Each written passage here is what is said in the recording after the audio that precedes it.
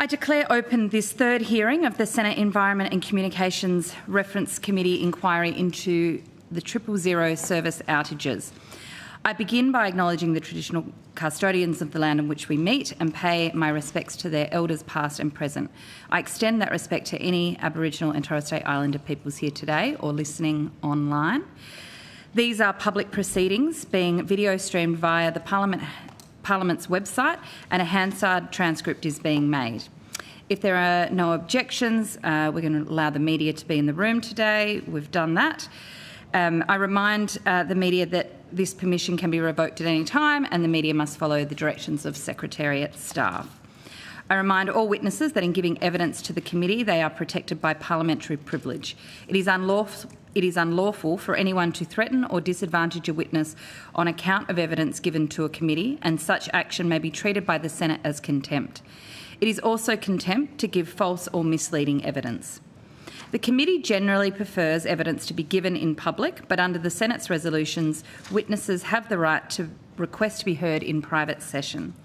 If a witness objects to answering a question, they should state the ground upon which the objection is made, and the committee will determine whether it will insist on an answer, having regard to the claim, the ground of which it is claimed. If the committee determines to insist on an answer, the witness may request that that answer be given in camera.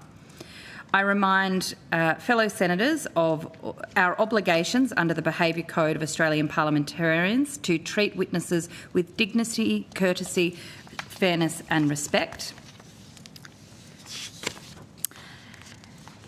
So we can start our hearing today, and just for those witnesses that we do have, answers to questions on notice are due by Friday, 8th of March. Our first witness for today is Dr. Kerry Schott. Welcome, Doctor. I understand that information on parliamentary privilege and the protection of witnesses giving evidence to Senate committees had been provided to you. For the Hansard record, could I please get you to state your full name and the capacity in which you're appearing today? Kerry Elizabeth Schott, and I'm appearing at the request of the committee. Thank you. Do you have an opening statement for us, Dr. Schott? No, I don't. I was assuming that you would have had a look at least the executive summary in the report that I did for the Optus board. Yes, we do have that, so thank you very much, and I'm sure all of us have had a good a look at that and the recommendations that you have made. So what we might do first of all is go to questions, and I'll go first to Senator Gosh, and then we'll share it around the room. Thank you. Thank you very much, Chair. Thank you, Dr. Schott, for being here. I'd like to dive into the 5 calls that were made to the Optus call centre referred to your report between 10:13am and 2:11pm on 18 September 2025 that indicated 000 calls were not working for those callers. Now, in your report, you described this as, I think, as a sobering, particularly in terms of the response. At the time of the outage on 18 September 2025, what was the appropriate response from a call centre employee when informed of a 000 failure? At that time, the call centre had been had a sort of sheet of instructions they were to follow, and the first thing they had to do was ask whether there was any immediate danger or problem, and if the answer was positive, then they were to be connected through to the emergency call person. But if they weren't in immediate danger, then the call centre tried to work out what the problem was, and at that time the call centre had no knowledge of an outage, so they assumed that it was some sort of technical difficulty, either with the device or with the location that they were at or whatever. And listening to the calls is particularly distressing because, with the exception of the first caller, the callers had distress. They had managed to get through to 000 on some other line or call, But they were actually ringing to alert Optus that there was a problem with 000, and all of them described the problem accurately, which was they couldn't get through and all they had on their mobile was silence. And they had been through considerable personal distress and were basically doing a public service by ringing up to say what was wrong, and then to have people trying to discuss with them a technical fault at that time, the calls are just terrible to listen to. Were they five separate callers? Did they go to 5 separate recipients, or did individuals take multiple calls? I'm not sure of the answer to that, but I'd imagine that they went to 5 different people. May I take from that answer then that you didn't speak to the people who received those calls at the call centre? No, I didn't. I listened to the tapes of the people receiving the calls. Why do you think the call centre, the people who received the calls, the call centre employees, seem to fail to understand the significance of the calls and what was being communicated? They hadn't been told that there was an outage. If they had been told there was an outage, they would have treated the matter differently. But they were, from where they were sitting, they were just getting an odd call about somebody who was having trouble getting through. So in a sense, they just took it as a troubleshooting or a technical call rather than an emergency situation and a serious problem. Yes. Is that, in your view, why they didn't refer it to more senior employees? At that time, yes.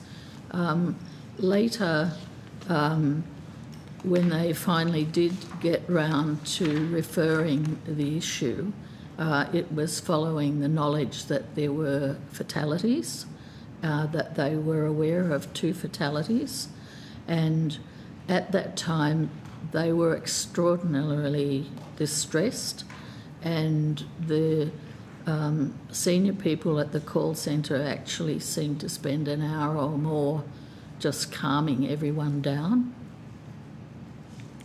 Yes, I noted that in your report that you described the reaction of call centre staff as one of panic and distress. Yes. But then it was not potentially until 2 hours later that a call centre leader was informed of the situation. Now, to me, I sort of naturally wonder, was it because they were fearful of the consequences of raising the issue? Were they unsure what to do?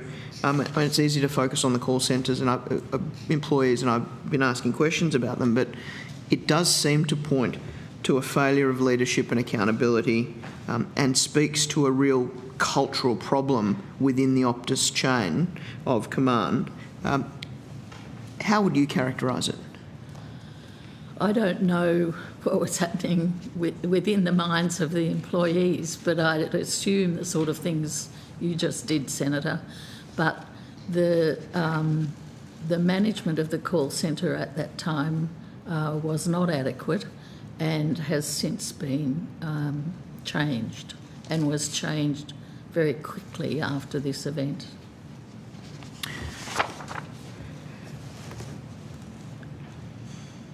There were, sorry, I'm going to a different stage of your report now.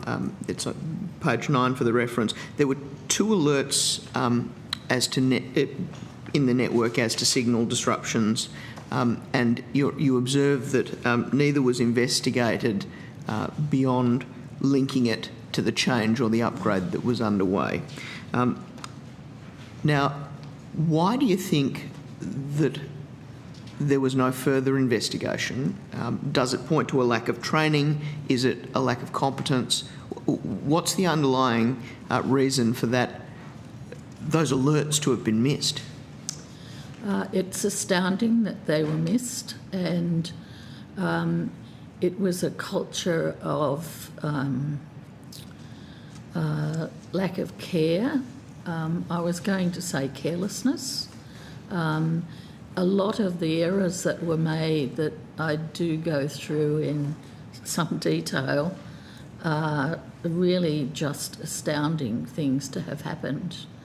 And to have 2 alerts that are then written off as being related to the firewall upgrade,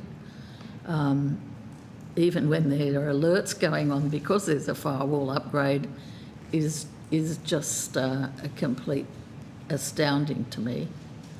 And then you observe in your report that some 2 hours later, the checks showed that call failure rates were going up and not down, and yet somehow this anomaly was not picked up as well. I mean, was there a reason for that?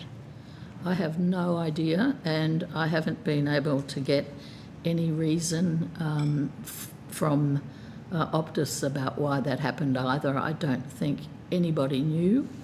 The one other sort of thing that happened then, if I may, that was really actually quite stupid, was looking at nationwide data about calls to try and work out whether there were any fluctuations of note. But with emergency calls being such a small number within the whole millions and millions of calls, that was just not granular enough to ever pick up anything like that. It should have been regional or, at the very least, state-based. You've alluded to this in your report, that these mistakes can only, or in fact you say, these mistakes can only be explained by a lack of care about a critical service and a lack of disciplined adherence to procedure. Yes. In a practical sense, is it the case that Optus had these procedures but in effect they were just put into a drawer, or the way that the relevant parts of the business were delivering their service was either ignorant or just ignored these procedures in the day-to-day operation of what they were doing? The procedures were all there. They were ignored, I think, rather than not known. It gets to, over time, a sort of culture in utilities can build up that ends up being one of carelessness, because in spite of the fact that it was a critical service. Exactly. You can make a few mistakes and it doesn't matter, and then you make a large number of mistakes and it matters a great deal. It happens. It's a phenomena that happens with culture. The other part, or there were many parts of your report or review that I found quite alarming, but one of them was where you outline ideal risk management practices as 3 lines of defence, and then you make this somewhat chilling statement. It is an understatement to note that the 3 lines of defence model is nascent at Optus. Yes. It's a pretty damning statement about risk assessment and how it's managed at Optus. Are you able to explain why you wrote that statement and really unpack what sits underneath it? I was really quite shocked at the lack of risk management within the network business, and that's almost the heart of Optus. It's where the business sits, and it's very technical, and it's engineering focused, and it should be very disciplined. And that is where you would expect risk management to actually be good. Not to say it wouldn't miss things, but within a business like that, that's where it should be absolutely spot on, and that's where you're going to have routine incidents from time to time.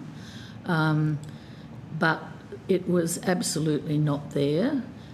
The second line of defence, which is where the risk management sits,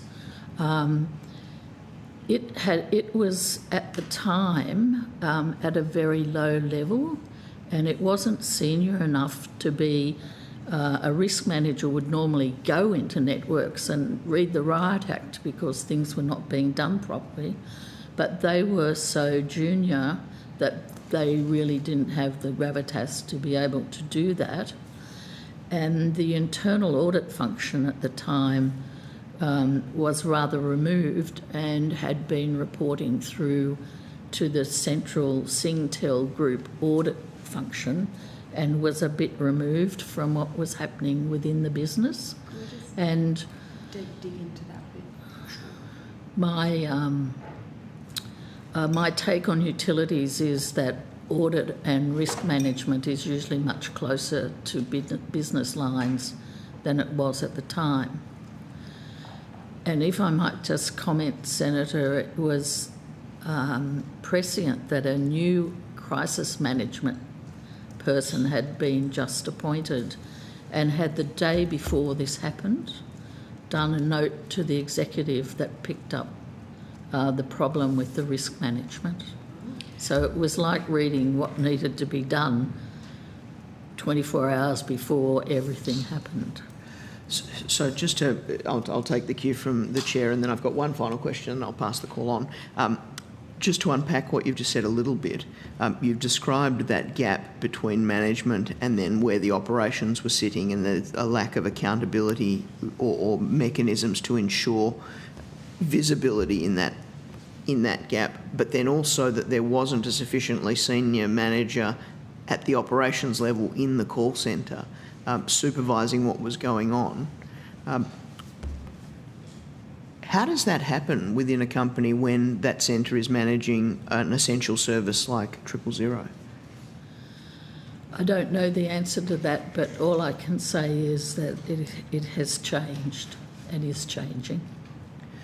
Can I, and this will be my final question, thank you, Chair. In your report, you indicated that all Optus centre work is to move to Australia and the level of automation is to increase. It's, I think, implied in your report that those two things are improvements, but I'm not sure I fully understand the rationale for that. Are you able to explain what I took as an implication that that would be an improvement? The operations, the call centre operations will move onshore completely, and the degree of automation, it was beyond my terms of reference to get into it, so I can't answer that question, but most call centres now are much more automated than was the case probably when this call centre was set up. And when you say that they're more automated, as in you get a... Doesn't mean they're worse. Generally they're better at picking up calls faster and dealing with routine things quite quickly. Appreciating it was beyond perhaps the terms of reference, what parts of the process are automated in that description? I'd ask the Optus people that question. Okay, thank you, Dr. Shutt. Thank you, Chair. Thank you, Senator Gosh. Dr. Shutt, could I just follow up on a number of things that you've just given us today, yes, which are also in your report, but I think you do mention that this whole incident has been very sobering, and even your evidence today is really underscoring that when we're talking about an essential service. Yes. And which in and of itself deals with matters of life and death. So you can see why people must be so distressed when they tried to call the call centre, and I think I'm glad you got to listen to those calls to hear that for yourself. I'm interested to know how Optus engaged with you through this process, because what you have documented is this layer upon layer upon layer of error, mistake, and, as you say, a culture of carelessness. How did you engage with Optus, and what was their response as you were getting this information? I was engaged by the board, and so I reported to them as I was going along, not frequently, but I think twice. The report was done quite rapidly, but I worked very closely with Optus management and employees, and they spent an enormous amount of time with me. They were very open. At no time did I feel that people were covering things up, including within the networks. The only person that had a little bit of protection that I didn't discuss things with was the project manager of the matter, because that person was so distressed that they were really not up to being interviewed about it. And to be honest, I didn't need to. But the employees at Optus I spoke to were all going out of their way to fix this and to make sure that it doesn't happen again. And that was really the overriding culture that I met when I was doing this report.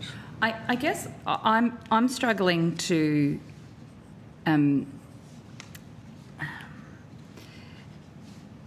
take at face value, to be perfectly honest, what Optus has learnt or is going to learn from this, given we were promised that there would be changes made after the previous big outage, that thankfully, as far as we know, didn't lead to any deaths. But that was a huge warning sign on culture, on internal communications, on who's in charge, and taking responsibility.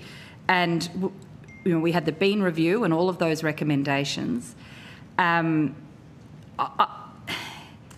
How are we to believe that Optus will take this round of 21 recommendations from you, recommendations from the regulator, and of course, whatever we come up with? How are we to believe that it's this time that they will clean up their cultural problems? Well, we all have to wait and see, I think, Senator, but I would say that the run of quite severe incidents that Optus had, which you allude to, there was the 2023 one, there was the cyber one, there was also the issue of mis-selling, which the ACCC picked up. It was following all of those incidents and before this incident that a transition reform process was put in place, and a new way of management at Optus was installed by their owner. So they no longer report in a matrix structure through to Singtel in Singapore. They report to a local board. That board has been strengthened, and the current management team are reporting principally locally. They, of course, like other companies, have responsibilities to their owners, but their principal focus now is changed. And I think I've never personally been a great fan of matrix reporting, but I think a move away from that and a move away from matrix reporting into Singtel really does change the accountabilities, and it does mean much more internal transparency and accountability to each other about what's happening. Do you have any reflections, given this cultural problem that you've identified? And I think it's quite alarming that the procedures were there, and as you've just told us, were either ignored or not known. I don't know what's worse, actually. What role does the regulator have in this? Because surely it should be the regulator who is in there demanding that these procedures for an essential service like 000 are in place, that the companies that are contractually obliged to fulfil know how to do it, know what they're doing. I mean, it seems to me that the regulator, AMCA, themselves have been asleep at the wheel. I can't comment on that, really. Typically, regulators operate not down at this level of that we're speaking about, the operational business level. They act at the outcome level, if you like, and come in when there's a problem or what problem's reported. And the reporting was appropriate for the regulator. I'm not saying it was necessarily appropriate, but it met what was required at the time. Yes. Felt like we've had ACMA in front of us, and we're going to get them again. But it seemed very clear that it was a pretty hands-off approach from the regulator until, such a catastrophic failure. But I understand that wasn't part of your terms of reference. So No. But I'm just interested as to whether you got any sense of the impact of that. I'll go to Senator Henderson and then Senator Cadell, I assume you've got questions as well. Great. Thank you very much, Chair. Dr Schock, good morning. Thank you so much for being here this morning. You've given some pretty alarming evidence already in terms of speaking about this culture of carelessness. Would you say, in fact, that means there is a deeply concerning culture of negligence, given that we are talking about issues of life and death? It is deeply concerning, and it was deeply concerning, yes.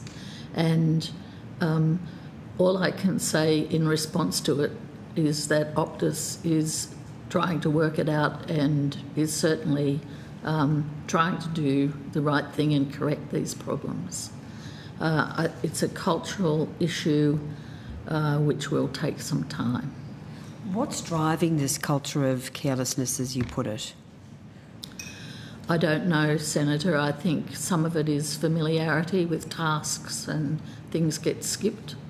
This was not an unfamiliar task to be done, and 15 had been done successfully, and probably some of those had probably had some errors within them that had never been picked up.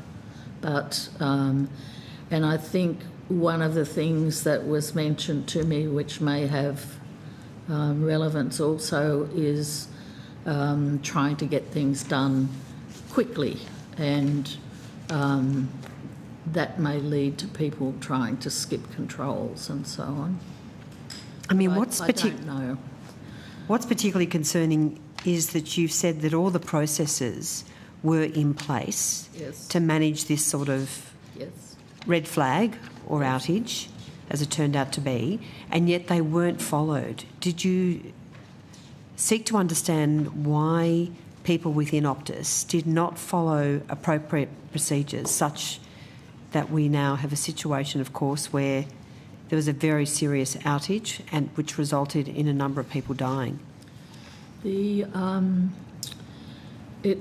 culture that I'm speaking about was confined to the networks part of Optus, albeit that is the part where you are likely to get incidents and things technically will go wrong. But it was it's a culture that I can understand how it crept up and happened, but it is unforgivable and must be fixed. So when you talk about this being confined to the networks part of the business, can you explain why it was that part of the business? No. I mean, was it fueled by arrogance? Was it fueled by complete disregard for company policies and procedures? Was it fueled by we don't give a damn? I mean, did you, when you in your discussions and interviews, did you try to understand what was driving this?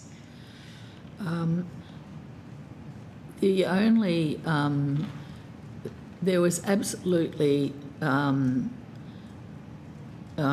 intention of being careless, if I can put it like that. When you get technical people, they sometimes can forget that what they are doing is part of providing an essential service, and other parts of Optus are very aware that they're providing an essential service, not just 000, but also people are now doing their banking and medical records and everything else on their phone. It's become extraordinarily important essential service. But when you're buried in a technical area, it's quite easy to forget how important your cog in the wheel is, if I can put it like that. And so can you just drill down into, when you talk about this culture, can you give some practical examples which demonstrate the culture and why there was that need for a dramatic change? I think all of the errors that happened demonstrate the poor culture that was there for this to happen. As I say, it was very present in the network area.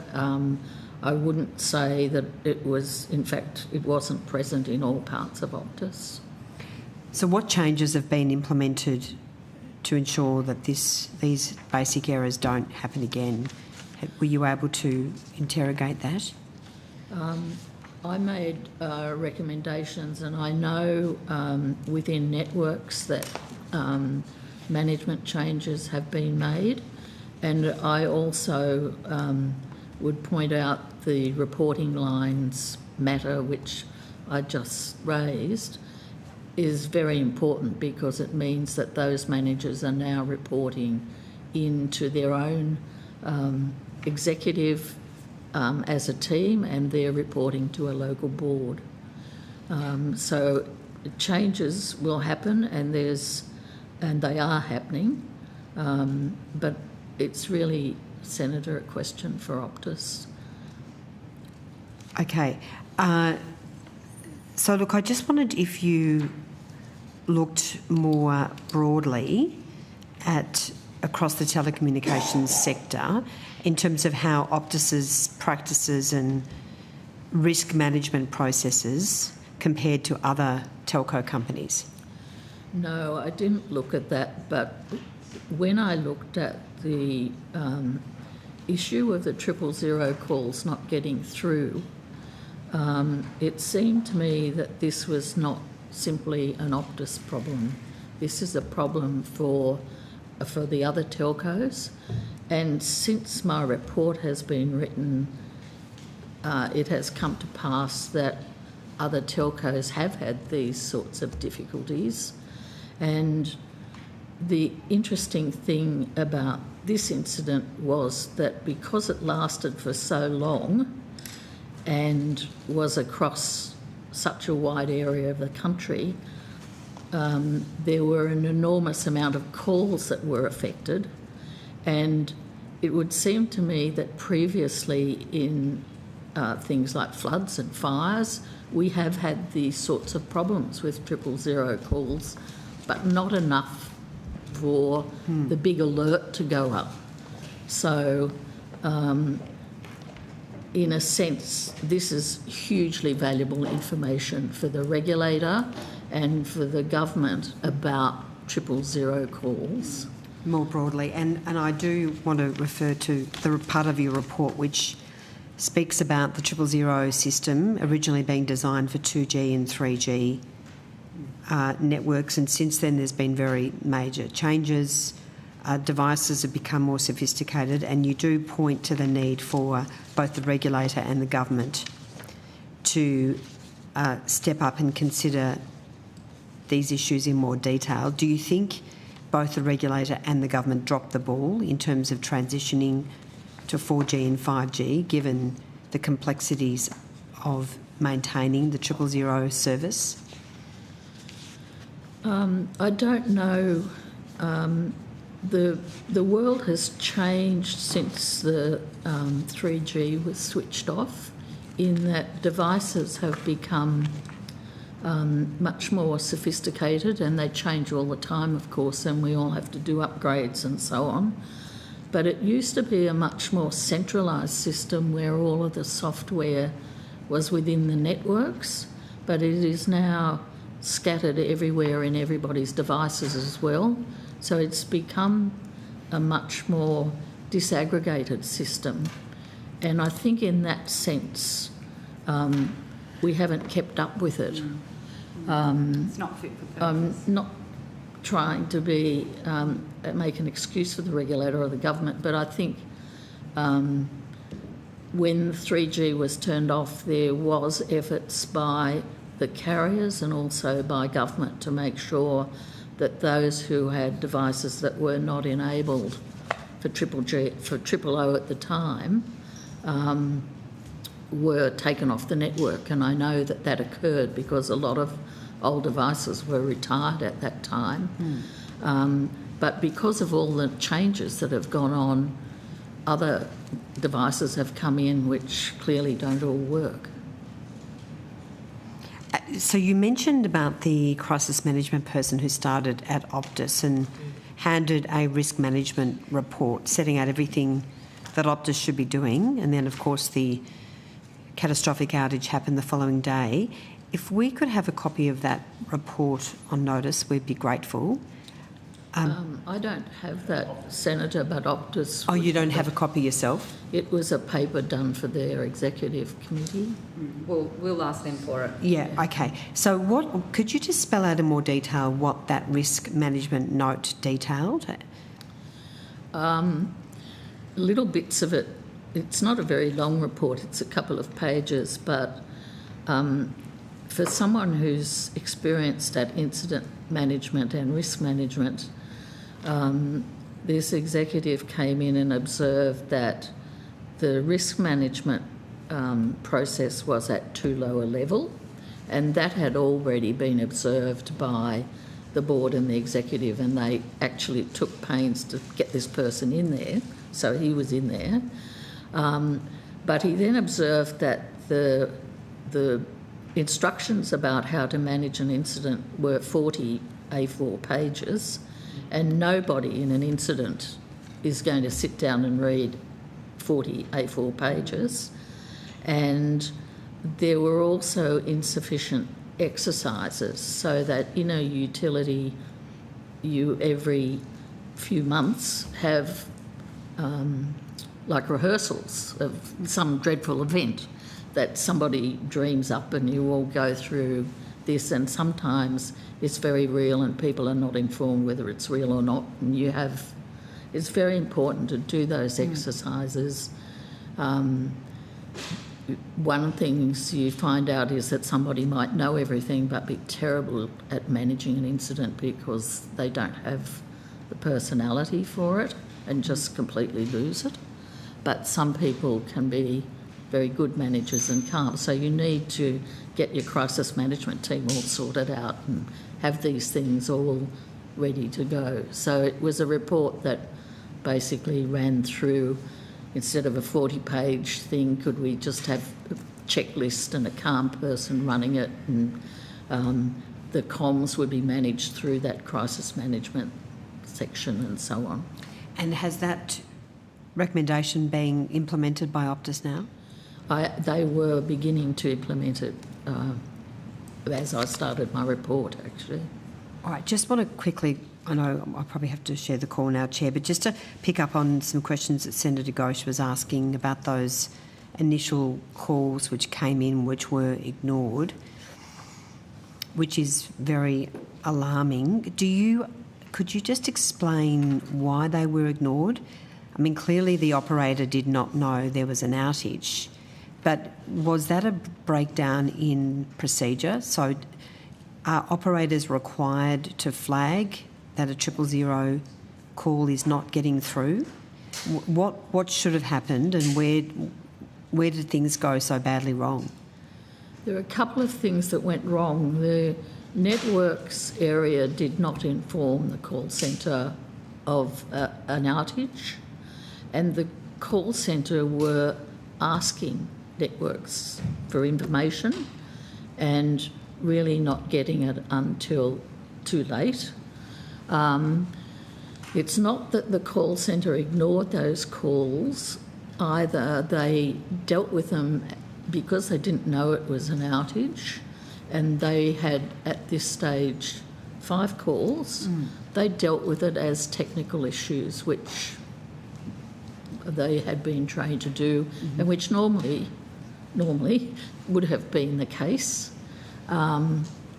So there was the silo effect between networks not letting people know what was going on, and then there was a later silo effect with the call centre not getting back about their knowledge until, as we've mentioned, several hours later. So the call centre, the operators were actually communicating back to networks saying, we have received a phone call, people can't dial 000. No. And yet could you just explain that in more detail, what happened? No, they were asking, they themselves could see that they had these calls. They were just checking whether or not there'd been an outage and asking for information. And they didn't get that information until much later. And did they receive an answer, or did they just receive no answer? They received an answer, but later. How many hours delay, do you know? Oh, I can't. Look, to be honest, networks really didn't know how many 000 calls they had out for a long time. So it took them, with an incident, it always takes you a long time to actually find out what's happening. And with the 000 incident, it took networks a long time to work out how many calls they had affected, because they had no easy way of monitoring the numbers of those calls and where they were. All right, well, look, I'll leave my questions there. Thanks very much, Chair. Thank you. Senator Cadell. Thank you. Thank you for your report. I thought it was very thorough. It answered a lot of grey areas for us. Originally, when they came in and we were talking about the Nokia Optus divide on who did what, I think you've clarified that incorrect instructions from Optus started this whole problem. So that is some very clarity. So thank you very much, Dr. Schott, on everything you've done. A lot of the tenets, I'm looking at, from my aspect, knowing what happened is a great thing, but looking at the future so it doesn't happen again is my focus. The tenets you are using in question, you're using what were, siloed, not these things. And we mentioned the risk report 24 hours before that was there. So change was placed. I know Mr. Rao and the management team came in and you mentioned the change in board culture reporting, matrix reporting, these things. Have you seen as an outsider the decision to make change prior to this incident was underway, and has it continued or accelerated afterwards where we can be more confident it won't happen? The change was underway when I commenced this report, and in fact I think probably the fact that I got asked to do the report reflects the fact that the change was underway, because it was a local board that sort of said do this and we will release it publicly. And I think that's a completely new thing for Optus, and I hope helpful. So yes, change is underway. I think the severity of this incident and everything that it uncovered has, if anything, led to speeding up that change and support by their owners to do so. Okay. We sit here in Optus's, this is the Optus 000 inquiry, but you raise an important point. The scale and number of calls of this mask the fact that this happens or has happened a lot from different networks and different areas and different things on a much smaller scale over time. So other than just looking at what Optus is doing, should we be taking a more active effort into what we're doing in all of these areas across handsets, across cell divides, across technologies, to make our entire 000 network more resilient for these things? We shouldn't just, in your view, would it be wise as legislators and regulators to look at a bigger picture, not just Optus in this space. That would be my view, and I think in looking at the 000 ecosystem, the fact that it was set up so long ago now, it's set up for voice calls, and I'm sure any senator who is anywhere near anyone under the age of 15 will know that they don't do voice calls, they do manual data. And I do think that it would be worthwhile having a look at whether 000 should be extended to not just voice calls but also data. And data has strangely a much wider coverage now in the country than mobile services. One of the things... this is all for the technical regulators, and it's outside my comfort zone. But I think that no one has been as close and as independent, that matrix, than you in this, so it's great to get your views on this. You talk about was siloed and some of the management things. What have you seen Optus do? What are you aware they're doing that we should be aware of to de-silo, to bring people together so we don't have these information, where information goes to die? Are they moving? I think you mentioned call centres moving back to Australia, or are those things happening? I'm not sure where the process is up to, Senator. In terms of breaking down silos, I know at a senior level I could see that was happening, but getting things broken down right down the large company, it just takes time. So it will take time.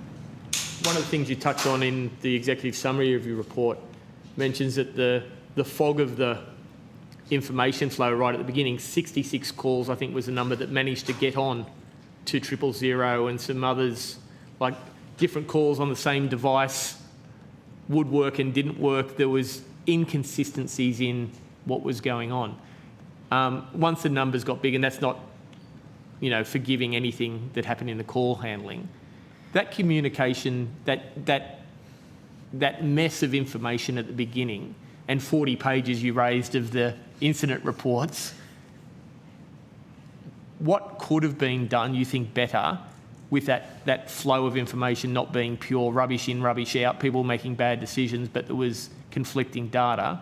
What do you think should have been done or could have been done so that Optus was more responsive straight away?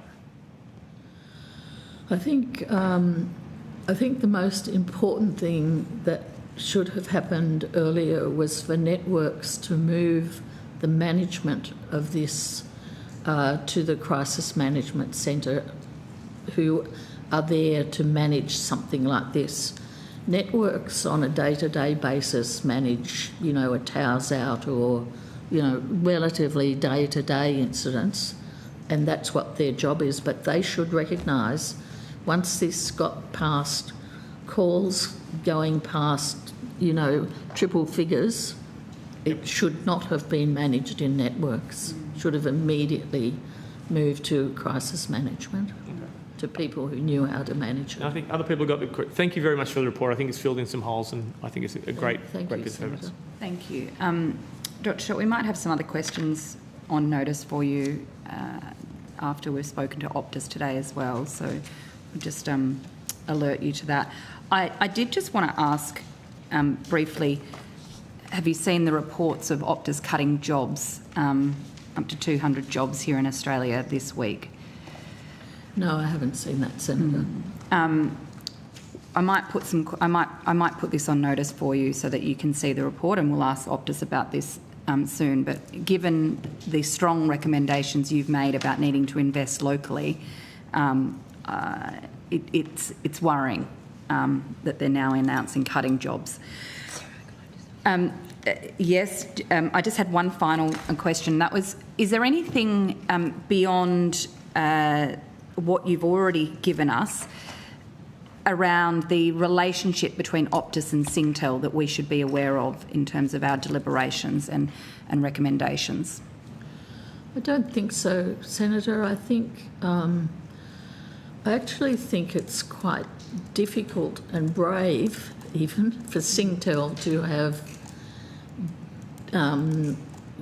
gone as local with Optus as they have. It's very unusual, if I might say that, for a large Asian-based company to do that. And I think the proof of it will be in the pudding, as it were. And we are going through what will take a little while. Okay, Senator Henderson. Oh, thank you very much, Chair. Then we do have to wind Just a it up. couple of clarifying questions, Dr. Schott. In relation to your engagement with the board and the CEO, did you ever feel placed under any pressure as to the contents of your report and the nature of your investigation? No, Senator, I didn't. My report was not changed in any way. I will note that it did get lawyered, if that's the right question, to check that there was nothing of a security nature in here that shouldn't have been released, and there was not. And it was fact-checked. And there were a couple of dates that I had wrong, but it was trivial, really. Wasn't trivial, but it was, nobody was Just telling it didn't me make any substantive changes. No. Did the CEO ask to see a draft of your report? Both the CEO, he didn't ask, but I gave it to him. The board and the CEO got a draft. There were no changes from that. There was some discussion because there was some, I think, probably sensitivities around some of the comments that I made about risk management, but no. And That did you get a sense wasn't that changed? no? And did you get a sense that they were trying to push back a bit on some of your stronger comments? No, Senator. They were, I think, shocked by it, rather, and in a good way, like shocked. So we've got to get on and fix this. Shocked. Okay. So when you raised those very significant issues about the failure of risk management, there was a sense of shock by the board and the CEO, but Yes. not that they didn't want to try and remove any part of your report or in any way. No, they wanted to get on to fix things and a bit faster than they had been. And what do you mean a bit faster? What was the original plan, and then what did they say they were going to do? They were on a 5-year journey of transformation, and I think that they have tried to bring that back closer to 3. But I would ask Optus where they're at with that. Right, yes, we will. Thank you very much. I appreciate that. Thanks, Chair. Thank you, Dr. Schott. If there's anything that you need to clarify in relation to the Hansard transcript, please get in touch with the Secretariat staff. Thank you for your time today. Thank you, Senators. Thank you. We're just going to take a short suspension while we get all of our next witnesses from Optus in the room. So we might just isolate for a moment.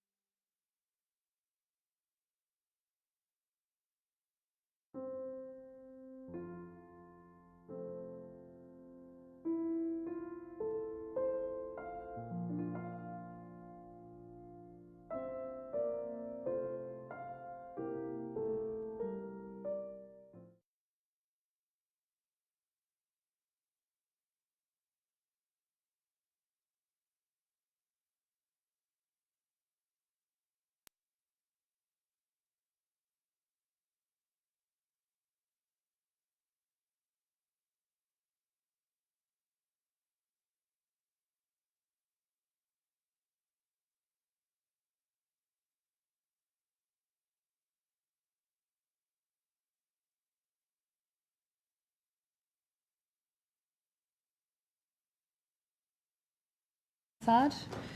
I now welcome representatives from Optus. Mr.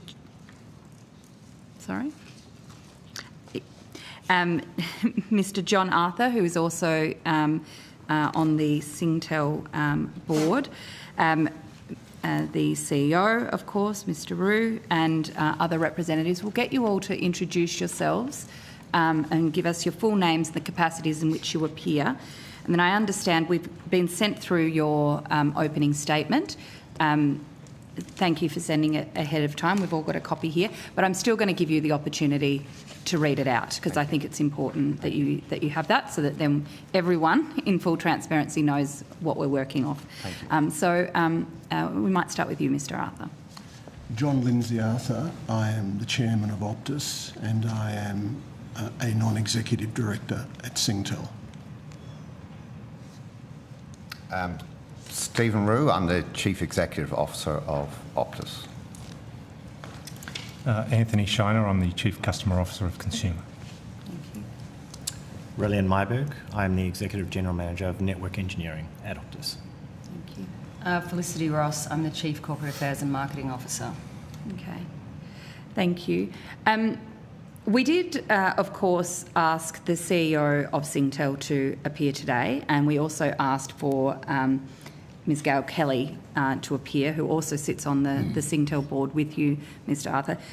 Both have declined. I just want to be very clear and put on the record that we were willing to facilitate Ms Kelly not being here in person and to have her join this panel via video conference. That too was declined. I understand she's overseas. I'm disappointed that we haven't been able to get her in front of us today alongside you, Mr Arthur, but we will find another time. We're very determined to make sure the questions that we have specifically for her are answered, and we will find another time. But I appreciate you all being here today. Thank you, Senator. Would you like me to respond to that? Well, if there's anything that you think needs further clarification. Oh, Senator, I would just add that in Mrs Kelly's case, she is at board meetings in London, wall-to-wall meetings on the other side of the world. But I can assure you she fully supports the work of this committee. Mm-hmm. And you haven't had any conversations with her, Mr Arthur, about whether she was could have facilitated being here via video conference? The challenge for Mrs Kelly, Senator, is that I think this is, I don't know what time this is in London, but it's 1 o'clock in the morning, perhaps, something like that, and she is in wall-to-wall board meetings, and then dinners, client dinners, and then she has prep work for a board meeting the next day. So it's just but I stress again, she fully supports the work of this committee, and I think she offered to respond to any questions that you could put to her in writing as soon as she possibly could. Okay. Well, we will have our Secretariat get back in touch and find another time for a hearing with her. Thank you. Who is going to give the opening statement? Is that you, Mr Arthur, or Mr No, the Chief Executive will. Okay. I will, thank you. And Chair, I have a raging cold today, so forgive my voice. But thank you for letting me read the statement. Thank you for being here under the weather. No, that's... Despite being under the weather. No, I want to be here. So thank you. So thank you, Chair. I appear before the committee today to account for Optus's actions following the events of 18 September last year, and to explain the changes we've made in response. When the Optus network failed that day, the consequences were severe. People seeking emergency assistance could not get through. It weighs heavily on me and our board and on the people of Optus. We recognise the seriousness of what happened and the responsibility we bear. The key point going forward, I believe, is how Australians can trust the Optus network to be there when they need it. Addressing that question has three related parts. The first of these is a longer-term transformation programme that was already underway within Optus. The second is the very unusual situation set out in detail in the short review, where normal calls were unaffected while emergency calls were blocked during the outage. And the third part is the critical gaps that were highlighted by that outage and needed to be fixed quickly. Let me take these in turn and show how they fit together, starting with the long-term transformation programme. Before I came to Optus, a series of incidents had shaken public trust in the company. It was obvious that reform was needed. I was brought into Optus with a mandate to determine what needs to change and to lead the company through these changes. There was a lot to do, but making rapid wholesale changes to systems and processes is itself not risk-free. And that's why we've commenced a carefully planned transformation programme to move swiftly and systematically to address the issues. By May last year, we'd set up a transformation office to coordinate efforts across the organisation, set priorities, track progress, and ensure clear accountability. We strengthened senior leadership, established new business units, and articulated a clear purpose to guide our people for the work ahead. Then in September, the 000 outage occurred, exposing critical gaps demanding immediate attention. The fact that the outage was of such an unusual nature had flow-on effects in many of the failures we saw that day. For example, seemingly normal traffic flows masked underlying variations in 000 calls. To the people fielding inquiries in the call centre, the network appeared to be operating normally, while the nature of the failure made it difficult to extract the caller details, delaying welfare checks considerably. As I said, though, the outage exposed issues that required a fast response, and this work has been guided by Dr. Schott's review, including the 21 recommendations accepted in full by the Optus board. Optus is already a substantially different company. We've onboarded new onshore call centre roles. We've strengthened escalation processes in our call centres and across the business, and we have improved real-time visibility and monitoring of 000 performance. We also have a new automated welfare check process when there is an outage impacting 000. There have also been substantial changes to executive leadership, including in network security, technology, legal, compliance and risk. The new executives on my leadership team possess highly relevant skills, including telecommunication experience from organisations including Telstra and Aussie Broadband. The board and I are ensuring we have the right people in the right positions to continue with the reforms and build customer trust. We have more to do as we strengthen our culture, and this is a key part of our long-term transformation programme. All of this work doesn't mean outages won't happen again. Any network is susceptible to outages from weather, natural disasters or from unforeseen issues like software failures or glitches. Indeed, Optus has experienced other outages since September, but the way we respond is different. There is also an industry-wide component to building trust. There must be an effective backup system so emergency calls still get through during network disruptions. While a backup system did not function as expected on 18 September, in part due to mobile phone device behaviour, this event has underscored a broader systems issue for the industry.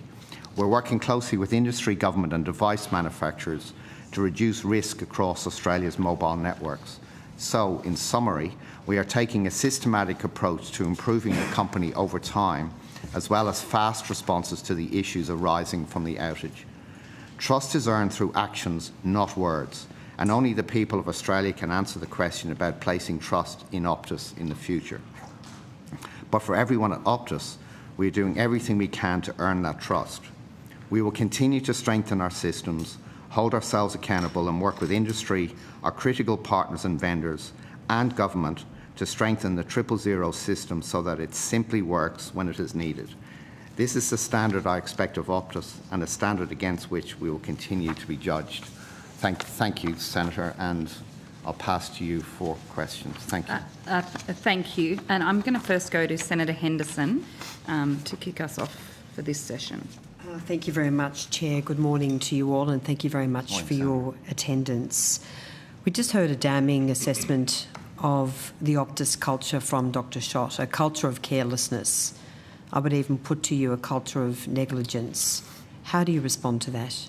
I think it's pretty clear, Senator, when you read her report that there were processes in both the both Optus people but also our outsourced partner that were not followed. And as I said from the very start, in fact, when I did my very first conference to talk about, to tell people what had occurred, that there were process errors taken, and there were processes in place that people didn't follow, and that's not good enough. I'm talking about the culture.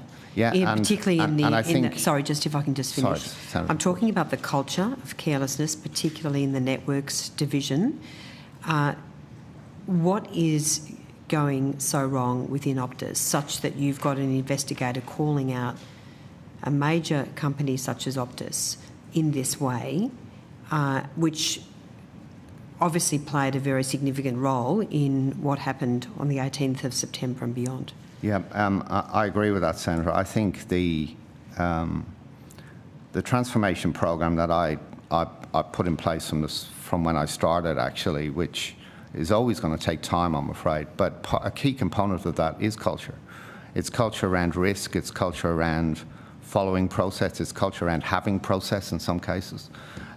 It's culture around customers, around the fact that, as I always say to people, that you can get caught up in technology, but actually what really matters is the service you provide to people, to run business, to do their healthcare, or in this case, and to Dr. call Schott was 000. essentially saying that you took your eye off the ball in the networks division. You forgot who you were servicing.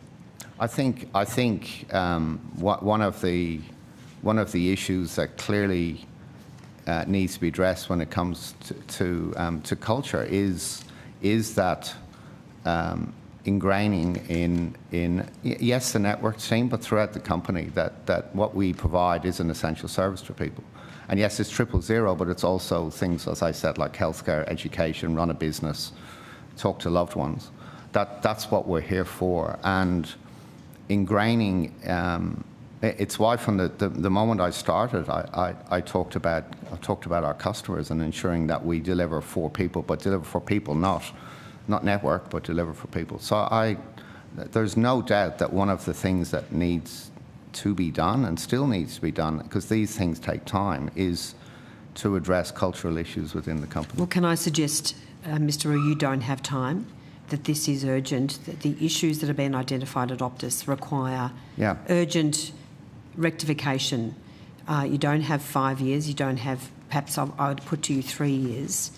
And so what are you doing to urgently address these matters? Because surely it's just not acceptable, the current so-called transformation plan and the timeline that's in place. Well, a transformation does take time, Senator, but what you do in the meantime is put in place controls that are needed while you deal with other issues. So other issues may be, for example, automating things, it may be modernising systems, or could be the cultural issues that you rightly call out. But what you need to do is to ensure that you put, alternate controls in place. So, for example, what we have done since the 000 outage, and endorsed and further recommended by Dr. Schott, is things like ensuring that we bring back into Australia, which was a plan we'd had, but we've accelerated it, to bring back into Australia some of our call centre operations that deal with 000 or who deal with hardship, for example, of vulnerable customers. Ensure that's done onshore. Ensuring that when someone mentions 000, that is immediately escalated to, if it's offshore call, to onshore. Ensuring that if the call centre hear about 000, to escalate immediately to the networks team. Ensuring that within the networks team, the things get escalated as well. So while you deal with capability in the organisation, while you deal with systems, while you deal with culture, putting in place those sort of controls is what we have accelerated doing we've just heard, and this months. is also emphasised in Dr. Schott's report, that the call centre, when they received those initial 5 calls saying we can't get through to 000, they did report those failings to networks, and they didn't hear back for a very long time. I'll have to check that, Senator. I think what occurred was that the call centre people had a report. Sorry, they had no knowledge that the network was failing in any way, because the network, non-000 calls. No, but nor would they be expected to have that knowledge. But they, according to what we've just heard from Dr. Schott, they conveyed to networks that we are having failings, 000 call failures. Is there an outage? And they did not hear back for a very long period of time. They were left in an information vacuum. Yeah, so the information that the company had was that there wasn't an outage. That's correct. So what the call centre people did was look to what effectively they were trained to do, which was there's no outage, so to try and help, sadly, troubleshoot the incident rather. No, Mr. Rue, it's worse than that because they heard nothing for a very long time. Now, we don't know quite how long. So they actually had no response from your networks team. So they were left high and dry, trying to manage this on their own and not getting the support from the part of the business that should be addressing these issues as a critical priority. So again, Senator, when you read our submission to the last hearing and you look at the timeline, you can see that the company was not aware of the issue with 000 until, in fact, there was a call into the company by South Australian Ambulance, which was as a customer of Optus. And again, those are the issues that have been addressed since, in terms of the escalations that I was talking about, in terms of, and there's other things like we regularly test. We do, I think it's about 2,000 tests a day on 000. We now do it at what's called an SA3 level, so it's less. It's a regional level. It's less than even a state-based level. At the time, we had, as Dr. Schott called out in a report, we had national reporting on call volumes, which we're never going to pick this up. So they are the sort of things that we have put in place since, whilst we deal with more broader underlying issues in the company around systems and processes and culture that you quite rightly call out.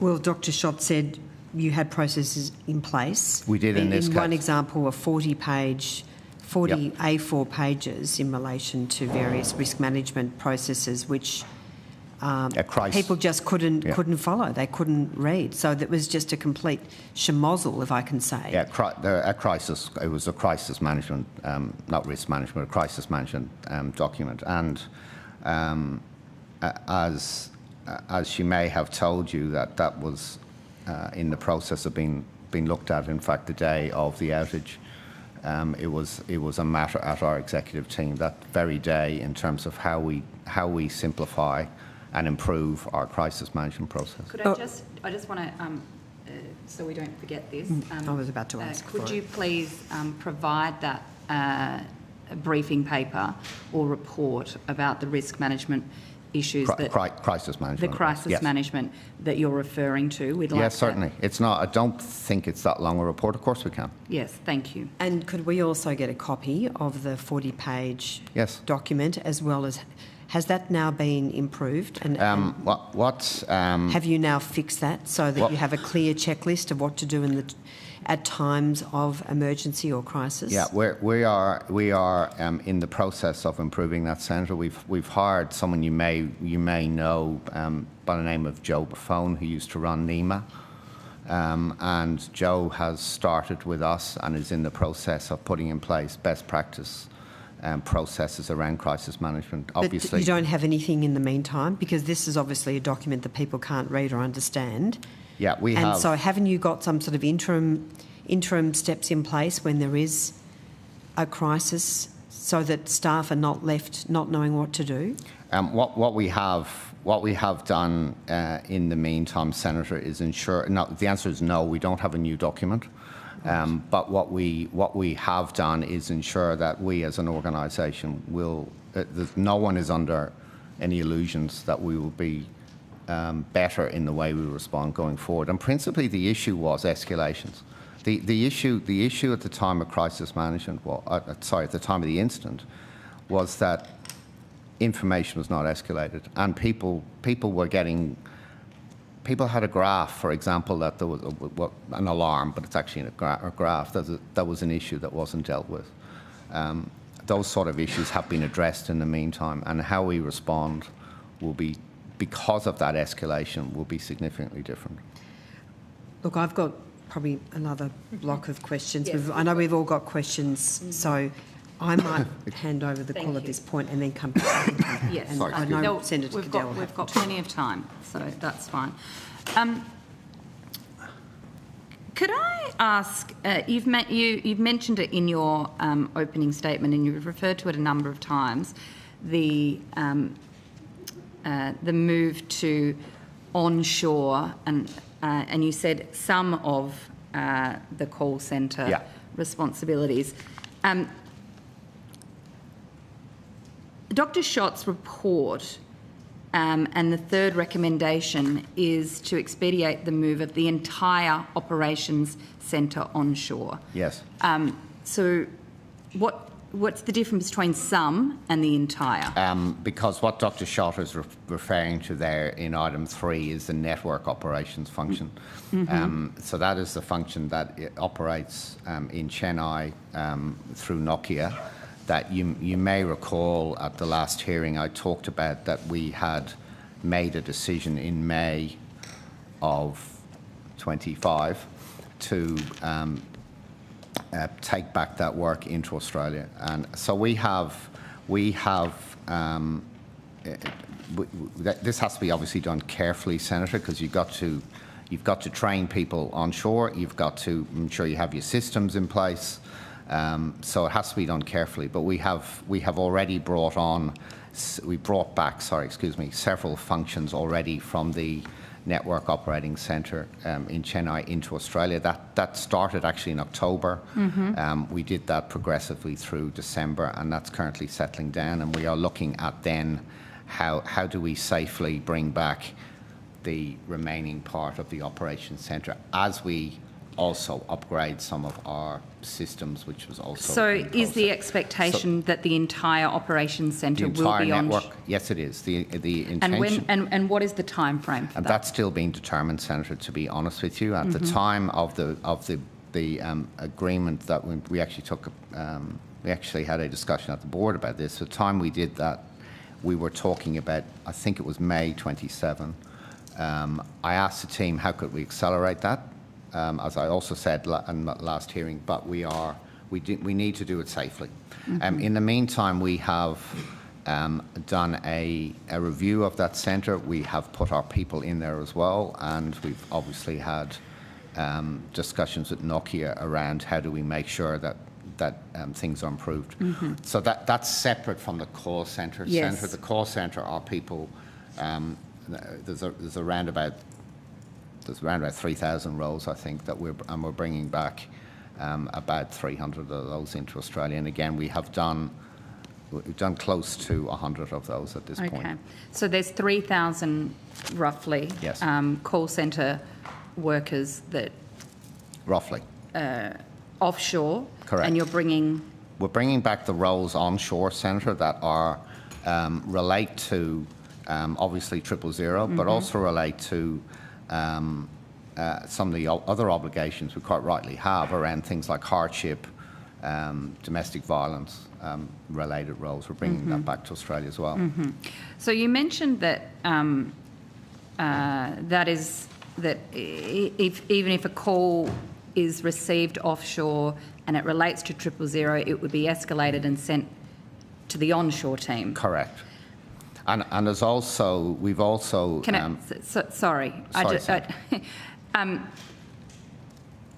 guess I'm not convinced that is necessarily dealing with the problem if part of the problem is that the escalation was missed offshore in the first place. Well, I think... If there's an acceptance that offshoring was part of the problem, so you onshore some of it, but if there's still a communication gap, you haven't solved the problem. So there's two elements of this. One is that regardless of the context, if 000 is mentioned in any shape or form, it is immediately brought back. The call's immediately sent back to Australia. So there's no judgment or, hey, the network appears to be okay, I'll do a troubleshooting. Doesn't matter, it's immediately escalated back.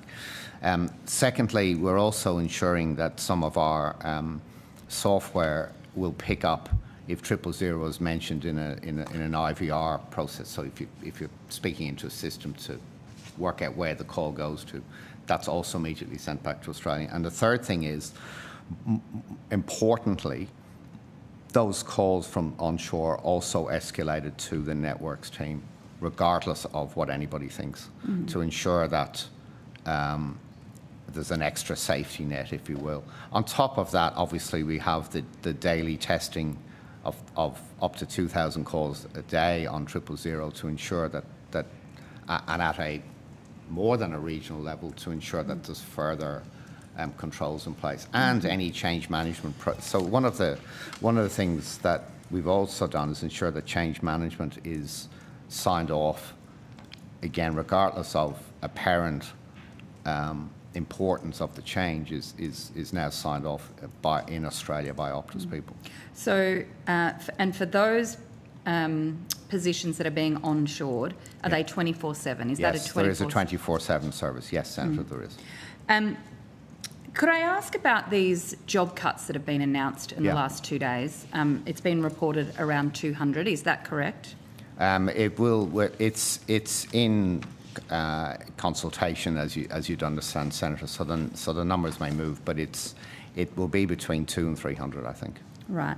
And what's the purpose of the job cuts? The company. So I should say that in total, Optus is actually going to significantly increase its workforce in the next 12 months. I will answer your question, I promise you. But the increase comes from part of the network operations onshore that we talked about.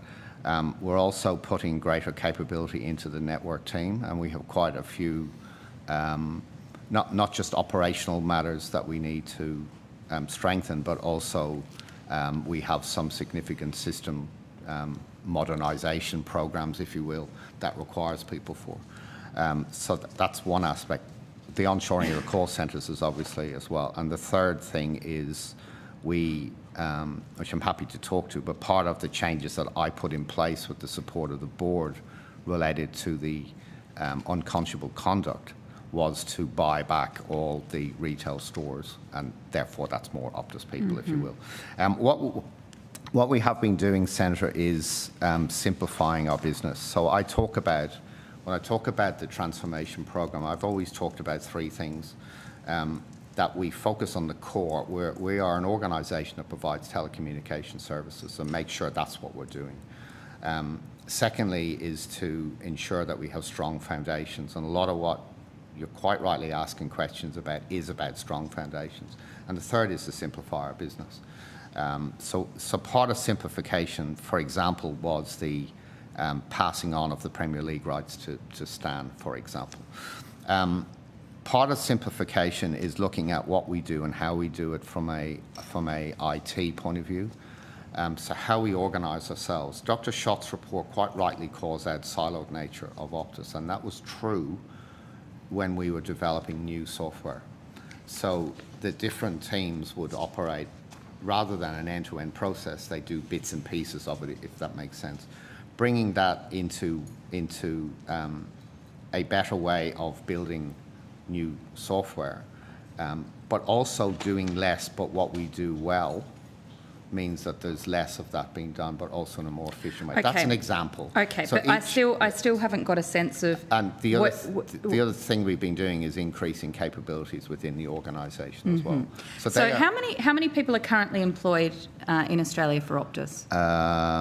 I'm going to say 6,500. If you bear with me, I think I have the number. Just bear with me, if you don't mind. Sorry, just once. I won't be long.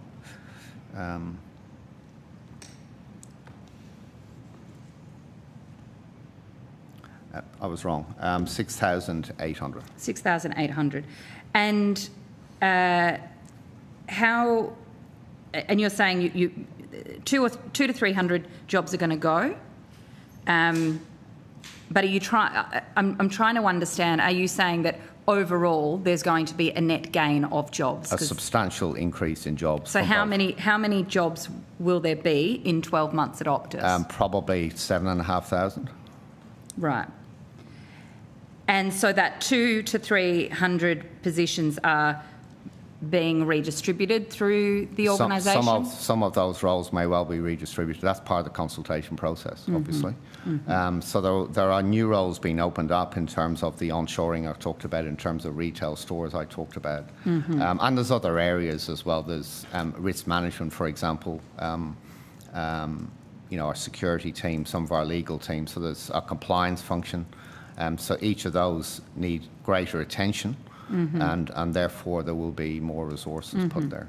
And where specifically do you think the bulk of these 200 to 300 current positions that will cease will be? It's honestly across the. It's relatively evenly spread across the organisation. Centre is not. So although I mentioned IT, what I meant is how IT works with the business. So some of those comes from within the business. It's honestly spread through the organisation. So how did you come up with a figure of 200 or 300 if you don't know where they're coming from? No, each of the executives who are now in place have been looking at their functions and looking at how do we, when you think about simplifying a business, focus on the core and so on, how do they prioritise the work that they do within their organisation? One of the things that you've got to be really, really careful when you've got a very large change programme in place is not to try and do everything at once. And so this is about making sure that we focus on the areas where we need to focus on, and each of the teams have been asked to do that, and that is the result of that work.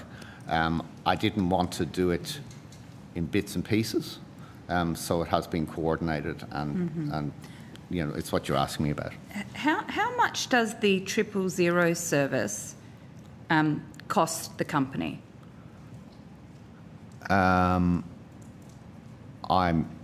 That's actually a complicated question. I'll have to. I'm very happy to take that on notice. I'd be shooting from the hip if I tried to tell you the answer. I prefer an accurate. But I think. No, let me not speculate. It gets to how you design networks. It gets to call centre people. But broadly, it's a service that's attached to an ongoing service. So I'll have to take that on notice and think. Could you please? Of course. I think it's important for us to understand, and it's not just we're now talking. You obviously have had to pull up your socks based on everything that has happened in Optus. But it is quite clear, and we heard this from Dr. Schott today already, that the 000 system overall needs an overhaul. Yeah. And so what I'm keen to understand from each of the telcos is how much that service is costing you as a company. I'm happy to answer. I'm happy to go away and think about Centre. I don't think it's a cost issue for us, though. By the way, but it does cost something. Well, because if it doesn't cost something, that might be part of the problem. Yeah, it definitely costs something, Senator. But I think the work that we have been doing with the industry has been substantial since the September 18 outage, as you can imagine. You'd understand the UTS facility has been set up. Obviously, the 000 custodian. But more broadly, the testing that has been done, and what I deliberately called out here, but also in the previous opening statement around the unusual nature of this outage, and I call that out to try and explain that what was here was unique, because I've heard this, and you did stress this last time, but what we have seen is that it wasn't a technical problem. It was a cultural problem. No, I agree with that. Sorry, I'm not. I agreed with Senator Henderson. I'm not saying otherwise. What I meant by that is that it has led to the industry needing to think about the testing that it does in terms of unusual circumstances. Yes. I didn't mean it for any other reason, so I was trying to address your industry question. Well, and that is quite clear that is part of the corporate cultural problem that has existed, is that, we heard from Dr. Schott that even the people in charge of the risk assessment and putting in place those crisis management and risk management procedures were too junior to go in and crack the whip. Well, I'm happy to talk to that as well, Senator. But what I was referring to actually was, though, that the work that you asked about the cost of 000. I was referring to the work that now needs to be done around testing and considering the industry had always tested if one network was down. For example, how does camp on work and what phones are able to camp on and not, and how you take phones out of the system and how you deal with people coming in from offshore and grey market and all those sort of things. Here in a different situation whereby we had a part of one network down, but non-000 calls are operating, and that led to different device behaviour. That's what I meant. Yes. And, that is part of the testing industry is done. In terms of risk management, again, I had hired a new chief risk officer. That person was hired in I think June, which meant I would have started the search well before that. Unfortunately, they had a 6-month period they needed to work through, so they start in December. But that's the line 2 function. So line 1, line 2, line 3, if I can quickly talk to. Line 1 basically means, as the chair always says, risk is everybody's business. So when you're in line 1, when I'm operating a finance function, a HR function, a network function, the risk in that is the responsibility of the people in that function, if you like. Or if I'm operating a project, responsibility is the project team. Then you have line 2, which are people which sets frameworks, standards. They go and check people are doing things, and that's line 2. Line 3, and they make sure that controls are in place. Line 3 tests those controls. What Dr. Schott's report quite rightly points out is that line 1, line 2, line 3, which I've always personally instigated in prior roles, was weak, particularly in the line 1 function. Wow, clearly. So the sort of things I've talked about today, again, dealing with as Senator Henderson rightly pointed out, as you deal with culture, but you also then have to put things like controls in place, and ensure that people in a project, in a line role, thinks about risk every day. I agree, which is why I'm actually, in a way, I'm kind of shocked that Dr. Schott has told us that when she handed her report to the board, and to you as Chief Executive, but perhaps more so to Mr. Arthur, Dr. Schott said you were all shocked, that the board was shocked. And that is very concerning to me. How did it get to a point where the culture was so bad in this corporation, company-wide, that procedures that were there were not followed, were ignored, or weren't understood or known about? That is Dr. Schott's evidence to us today. If risk is everyone's business, why wasn't it your business? Why wasn't the board on this before this catastrophe? I listened to Dr. Schott's evidence, and she was right. I certainly was shocked when I read her report. When it comes to risk management, I was shocked that although we had controls and processes in place, they weren't followed. That's what shocked me. The extent to which they weren't followed shocked me. So far as the risk culture point is concerned, Dr. Schott's report there for me was confirmatory. It wasn't revelatory.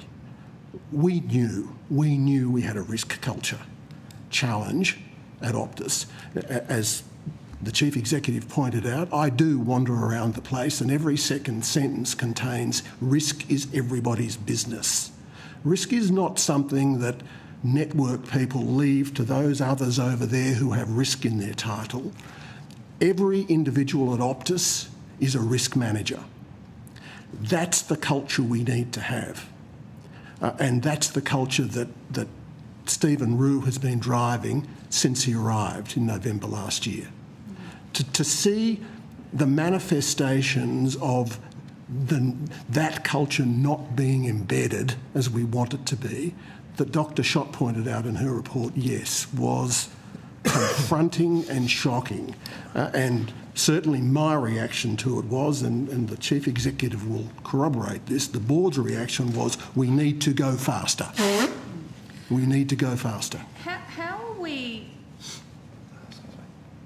are we to believe that this really will happen, that things will happen faster, that this is being dealt with, that this cultural, this risk culture challenge, as you've just put to us, will be dealt with this time, given I've sat on this committee and had Optus executives say that before.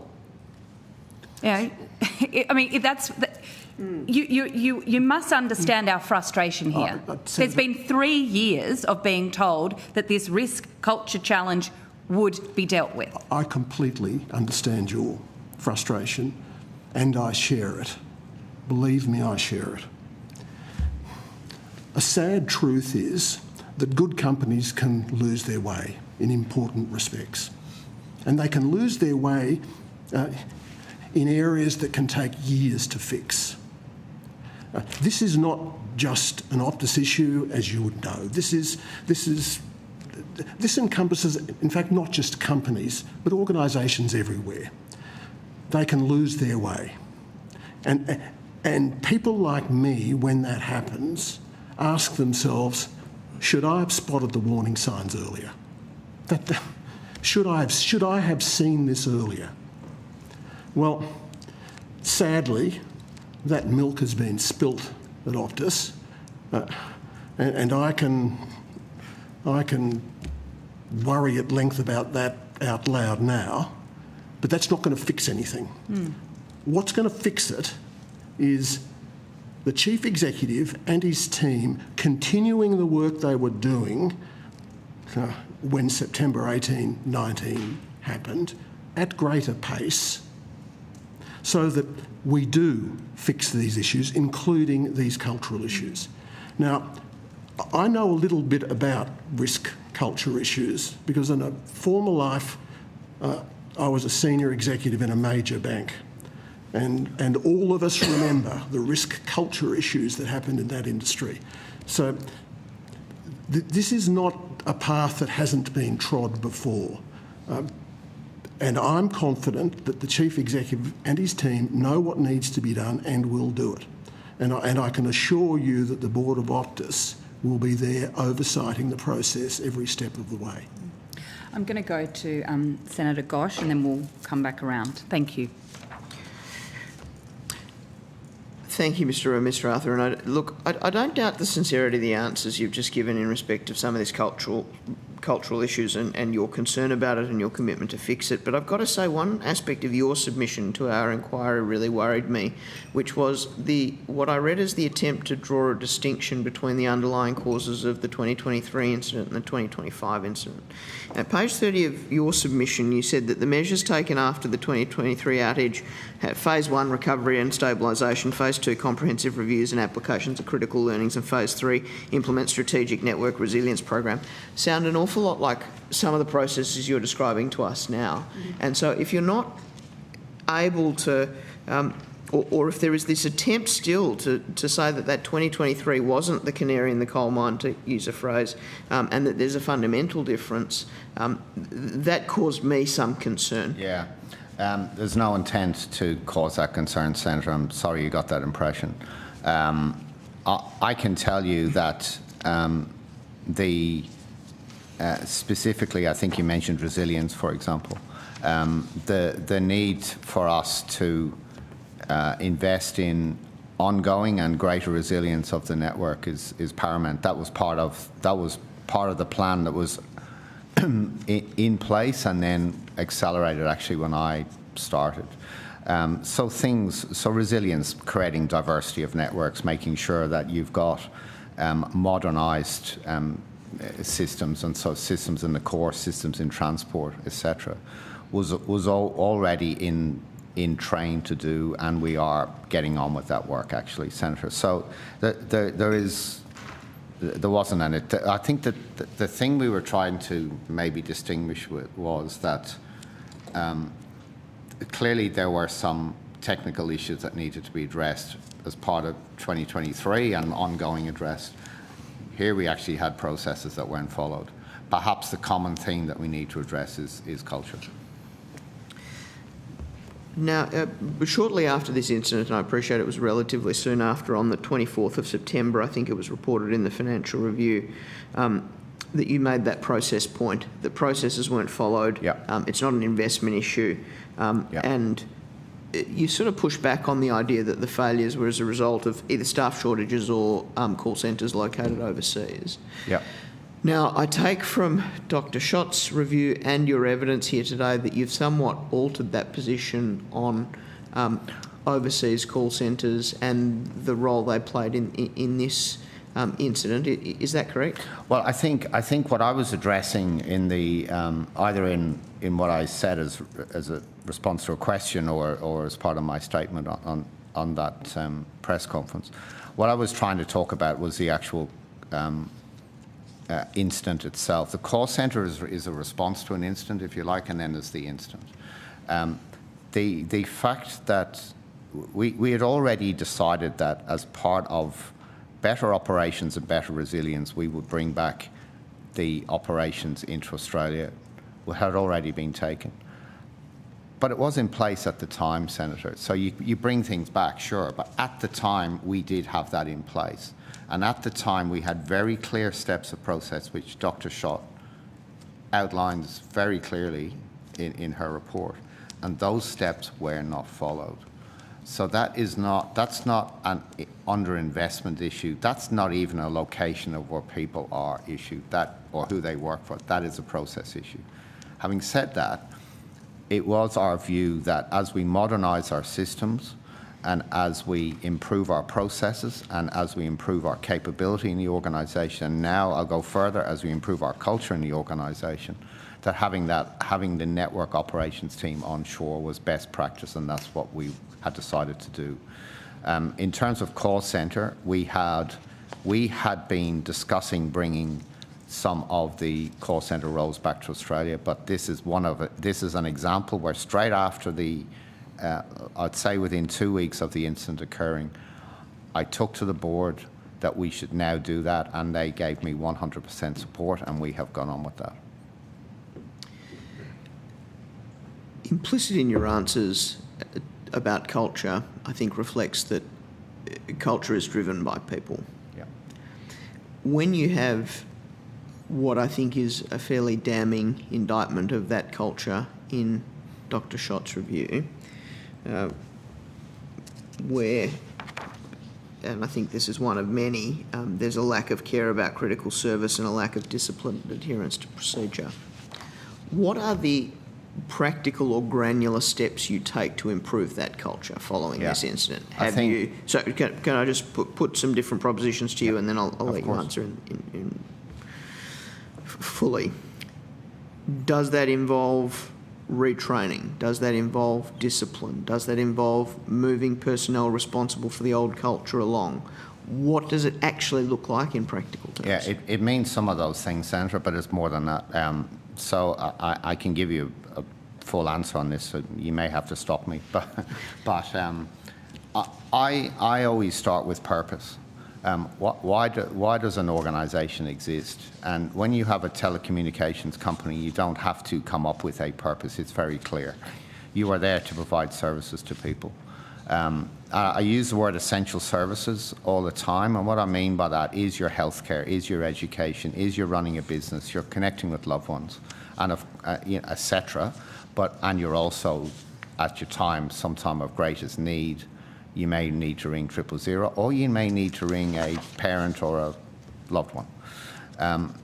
So your organisation exists for a purpose, and when you think about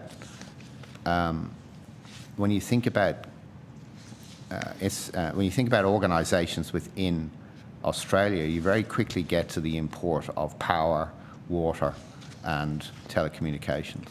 And so you Mr. start Wright, there. I don't want to be rude to you.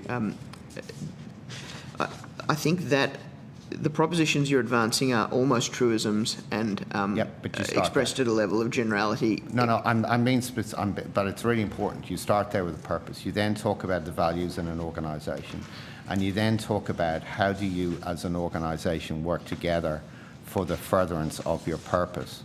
You quite rightly point out, Senator, you then need to look at individuals, you need to look at leadership, you need to look at the sort of leaders you have, but also how people lead and what your expectations of leaders are. You may then need to replace people. You then need to have remuneration programs in place that encourage the behaviour that you want.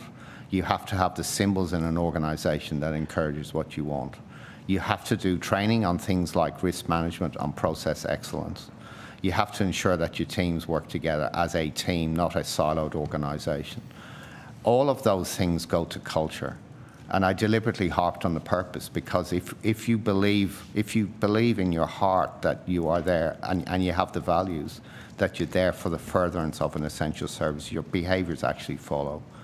So it's all of those things go to change culture. Now you do start with senior leadership, but you then have to get the whole organisation to work in the one way together, and that takes a long time to do.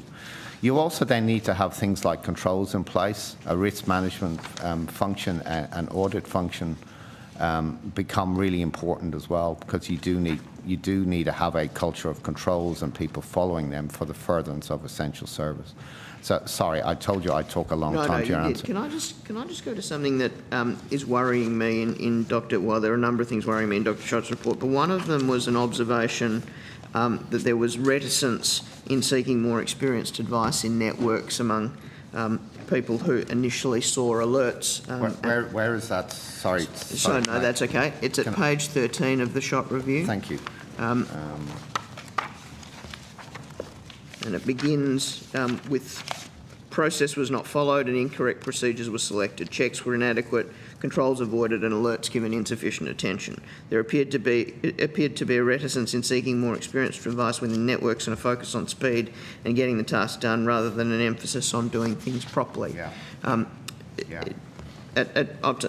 was another reference at page 30 in Dr. Schott's review, which referred to the response of those people in the call centres being one of panic and distress. But there was also a concern, or there was a failure, despite that potential panic and distress, to escalate up the chain. And what that says to me is that there is a lack of, for want of a better phrase, psychological safety in some parts of the organisation where people aren't reporting things up for some reason.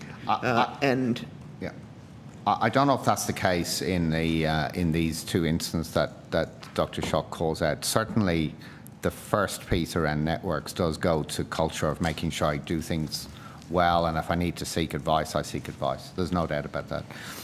Psychological safety is actually really another really important piece of the culture that you talked about. I want to know where programs are going. I want to know when there are problems. I don't want to be told good news. That doesn't help me actually do my job anyway. And I need my leaders to lead in a way that they want to know where the problems are and they help people solve those problems rather than not want to know. So I agree psychological safety is really important. I don't know if that was the case here, though. Panic and distress probably relates to the fact that in the past when these calls have been made, they've never had a circumstance where they've learned someone's died.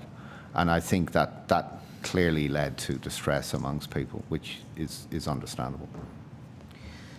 Can I move in a slightly different direction in relation to how welfare checks were handled, and particularly a question around dealing with volume? Dealing with what? Volume. Volume, yes. So when you have an outage, there is the potential, as there was here, for a really significant number of welfare checks to need to be made. One of the challenges, particularly in what I'll call the second phase of those welfare checks, or second stage of them, that's described in the Schott review, says that they were executed slowly, in part due to lack of staff trained to handle a large volume of welfare calls. Now, I've heard your answers in relation to both the reporting of 200 people potentially no longer having their jobs, and also you increasing overall capacity in the Optus in Optus in Australia. But what's the fix for this issue, where if there is an outage or an inability of people to reach the 000 service that numbers in the hundreds? What are you doing about the need and the process by which welfare calls are made and ensuring that they get made in a timely fashion?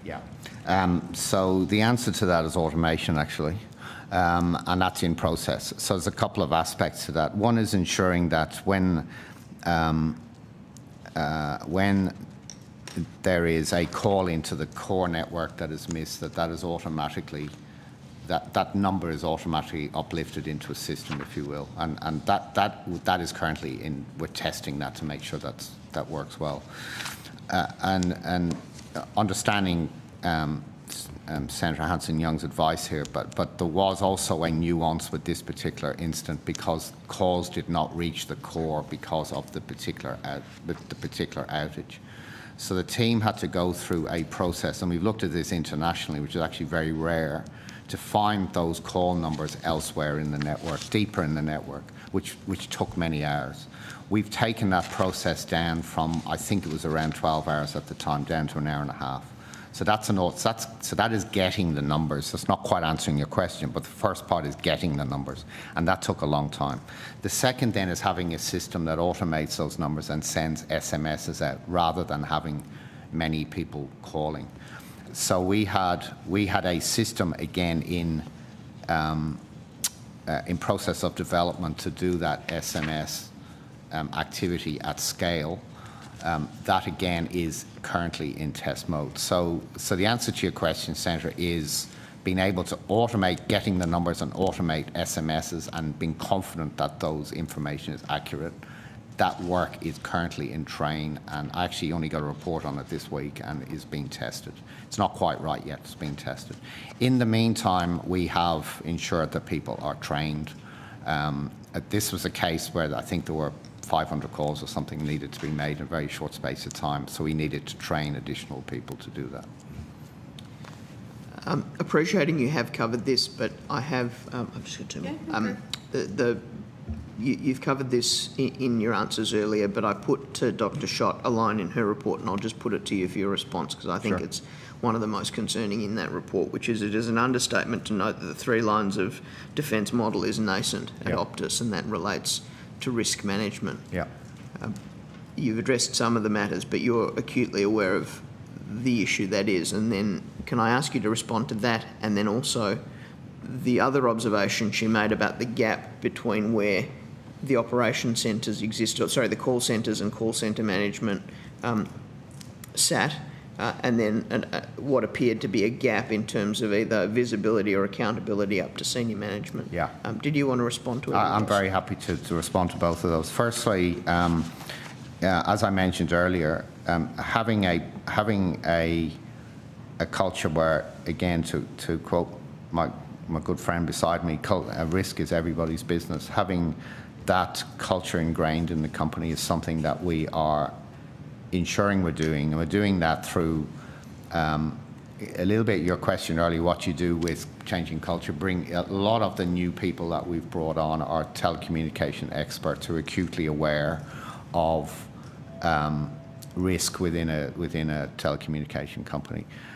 We are also we're improving our end-to-end processes. We have a process excellence team in place, and part of process is actually risk management, because part of a process is ensuring there are controls in place and they are actually done. We are ensuring that our business unit heads have risk as part of their KPIs and part of what they do on a regular basis with their teams, and that's the line 1 function. Line 2, we've as I said earlier, we've hired a chief risk officer who's also in charge of security, who's an expert in this area. He is in place of refining our frameworks and ensuring that we think about what controls we need in place, and that they are done by line one, and then they are tested by the audit function. We are in the process of hiring, in conjunction with the board, of course, a new chief audit officer, and part of that will be a program that starts to test whether risk is actually addressed within the organisation. And then, speaking for the chair of the board, we've also got a risk committee, which I think is fair to say is very active and encourages management to both speed up things but also tests our thinking and challenges us regularly. Final question. And in terms, the second question was the call centre, I think you asked me. And we have changed leadership in the call centre. We have brought new people in, and we have changed the escalation processes to ensure that those call centre issues that you talked about, including any psychological safety issues that you talked about, because we have talked about actually how we ensure we get all the information from people. But the change in leadership has been a crucial thing. Unfortunately, that had just taken place. That person is now well and truly ingrained in the company. Final question. There's an observation in your submission that you've engaged Carneys as consultants in relation to this incident and some of the processes or potential improvements that can be made afterwards. They report to the Optus CEO and board, so they report to you and to the board. Are you able to... do they report orally or in writing? They report largely orally, but they meet with me regularly. I should say, for clarity, they meet with me. They're really the reporting lines into the board, though. I mean, I'm a member of the board, so that's why it sort of says CEO and board. But they also meet independently with Mr. Arthur without me, which I think is appropriate as well. I see them weekly. Weekly.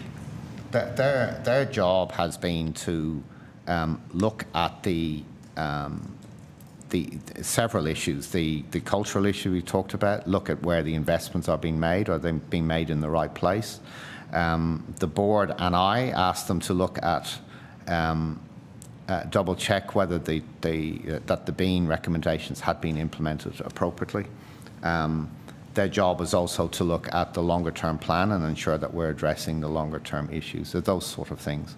And they have reported independently to me and then independently to John as well. And for clarity, I have also asked them to give the board assurance around the interim controls that are that have been put in place to manage risk in the network pending systemic fixes being completed, as the Chief Executive referenced earlier. And I'm interested if they have produced any written evaluations or equivalents that you can share with us, that would be good. Yeah, well, let us take that on notice and see if we can help you. Thank you. Thank you, Chair. Thank you. Senator Cadell. Thank you. Chair. I will, it's been a rough time. It's the second or third time back here. I will take a slightly more conciliatory tone because I think we've been brickbacked enough. I've said on the record before, I think you took over a broken business, Mr. Brown. I thank Mr. Arthur and the board for some of the changes and support that have been in place and coming in place. What I'm noticing when we talk about culture is culture comes from the top. The big difference here versus the first inquiry we had is I think there's a recognition of the failures and a greater desire to fix it than there was last time. That's a very important thing for me to give confidence and not try and beat you up at the moment. But it is different evidence today. Yeah, I think that, to me, that is a very big thing. If that culture is coming from the top, I think it filters down. The culture of we did nothing wrong last time was an amazing one. So if this inquiry, God forbid it, go for 12 months longer, you're back here in 12 months' time, what will you tell me that has been done and completed versus what you want to do? Thank you, Senator, and thank you for your comments too. Look, I took this job, and I was asked to do this job because we knew things had to be done. And you know, the board were clear with me, and I was clear with them that this is going to take time, but we needed to go to what I always talk about, the root cause of issues. So you don't go to the the symptoms, you go to the root causes. And that gets to things like process, accountability, culture, siloed nature, all the things we've talked about are actually the root causes, and you've got to deal with them.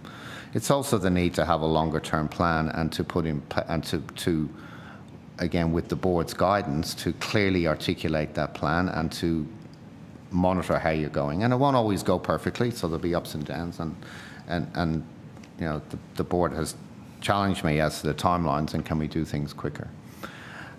So if I sit here a year down the track, Senator, we have a large program of work in place. We have modernisation of our networks, modernisation of our IT, strengthening of risk, strengthening of governance. We have the onshoring of call centres and onshoring of network operation, which is not a trivial exercise to do because you've got to make sure you do that properly, and so on. So in a year's time, I think I would like to see that we're an organisation. I think in a year we will be an organisation actually that have ingrained that purpose I talked about, that we are an essential service for people and we're here to provide service delivery to people. We will be an organisation that is much stronger at our compliance program. There's a significant amount of regulatory and legal requirements in telco. I'm not complaining about that, I'm simply saying there is. And the need, therefore, to have a program of work to ensure you do that and that you prioritise that in your systems. That will be, in a year's time, in a much more mature state. Our requirements that we put in place with the ACCC around the unconscionable conduct that arose from mis-selling, that will be in a much more mature state in a year's time. One of the things we haven't talked about that I have been in the journey of doing is taking back, yes, the retail stores, but we've also separated sales from service in the call centres, so that when you ring up with a service question, you no longer get sold something until that service has been dealt with. We've also changed our incentive schemes, whereby incentives were based on sales, they are now based on compliance and service.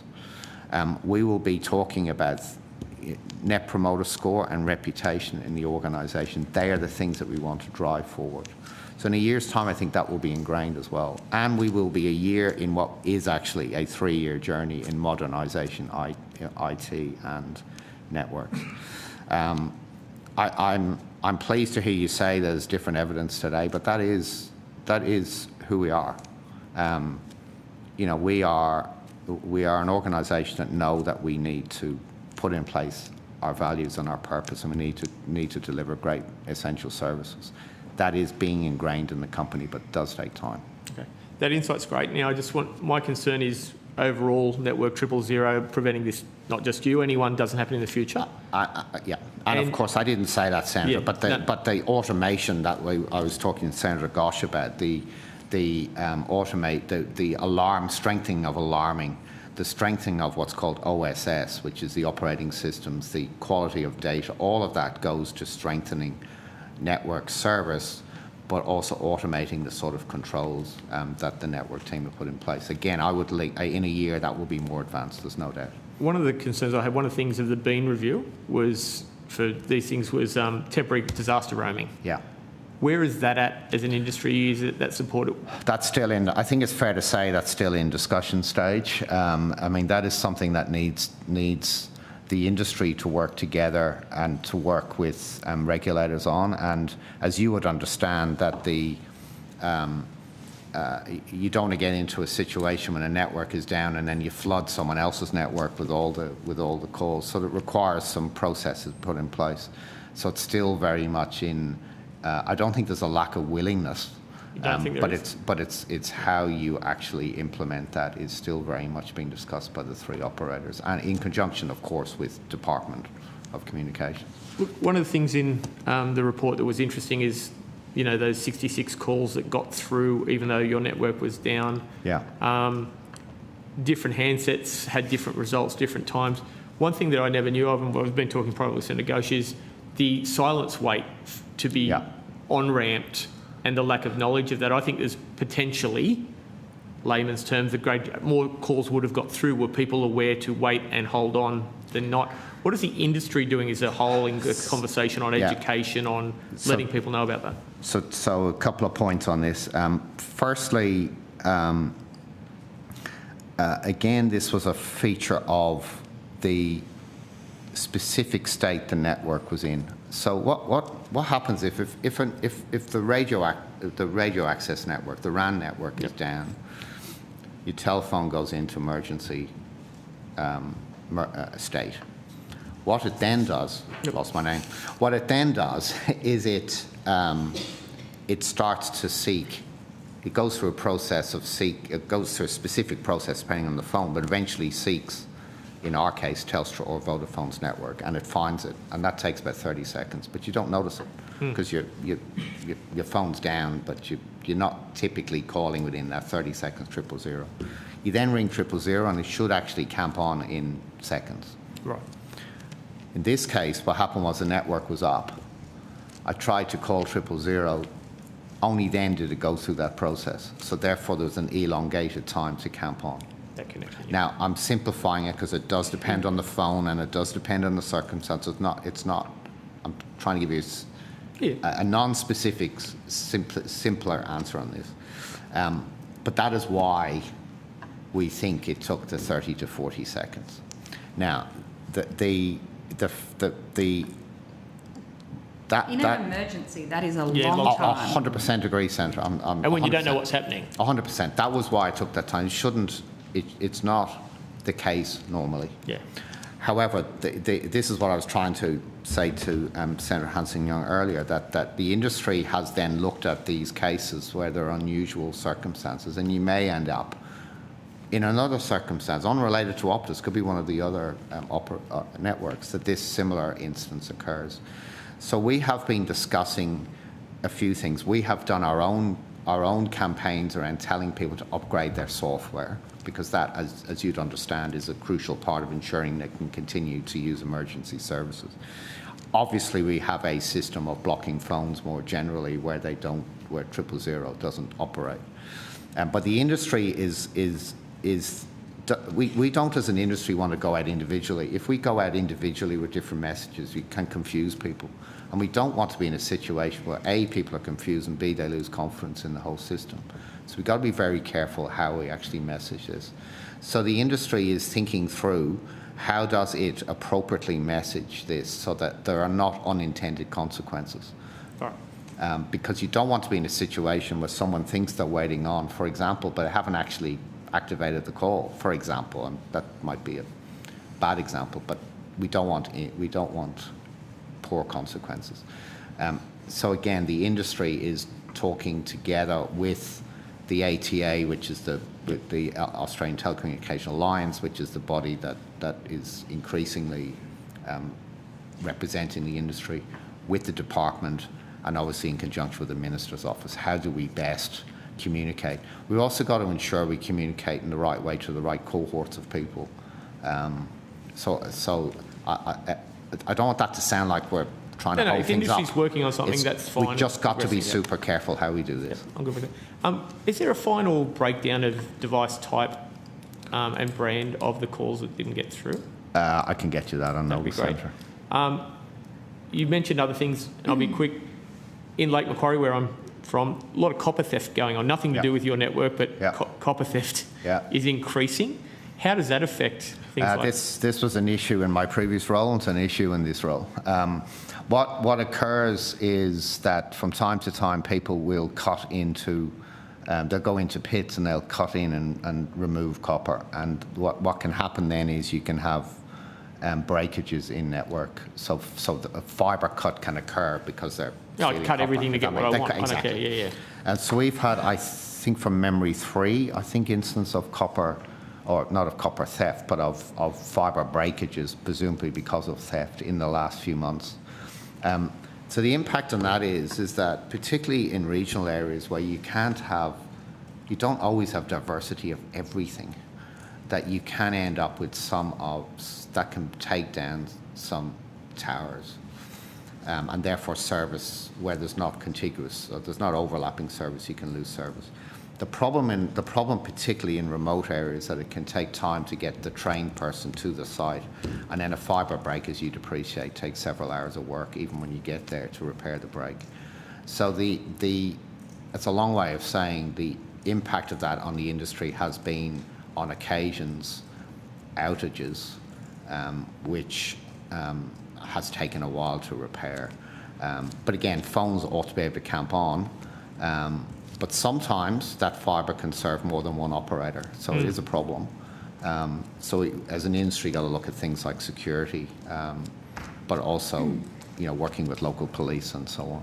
Senator Goodell, I know Senator Henderson has a few more questions. I would just get finished with one, if I may.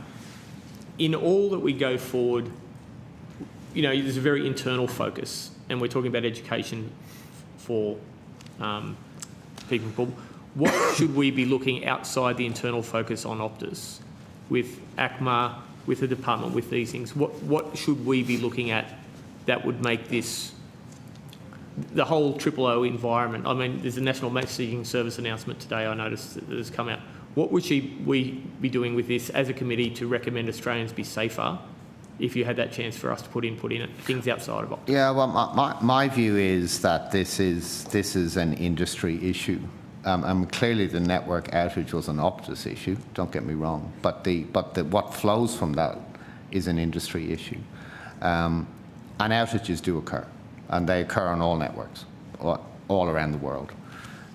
So what you have here is a very complicated system of thinking about what testing do you do, how devices operate. So, for example, there are international standards that drive how device operates.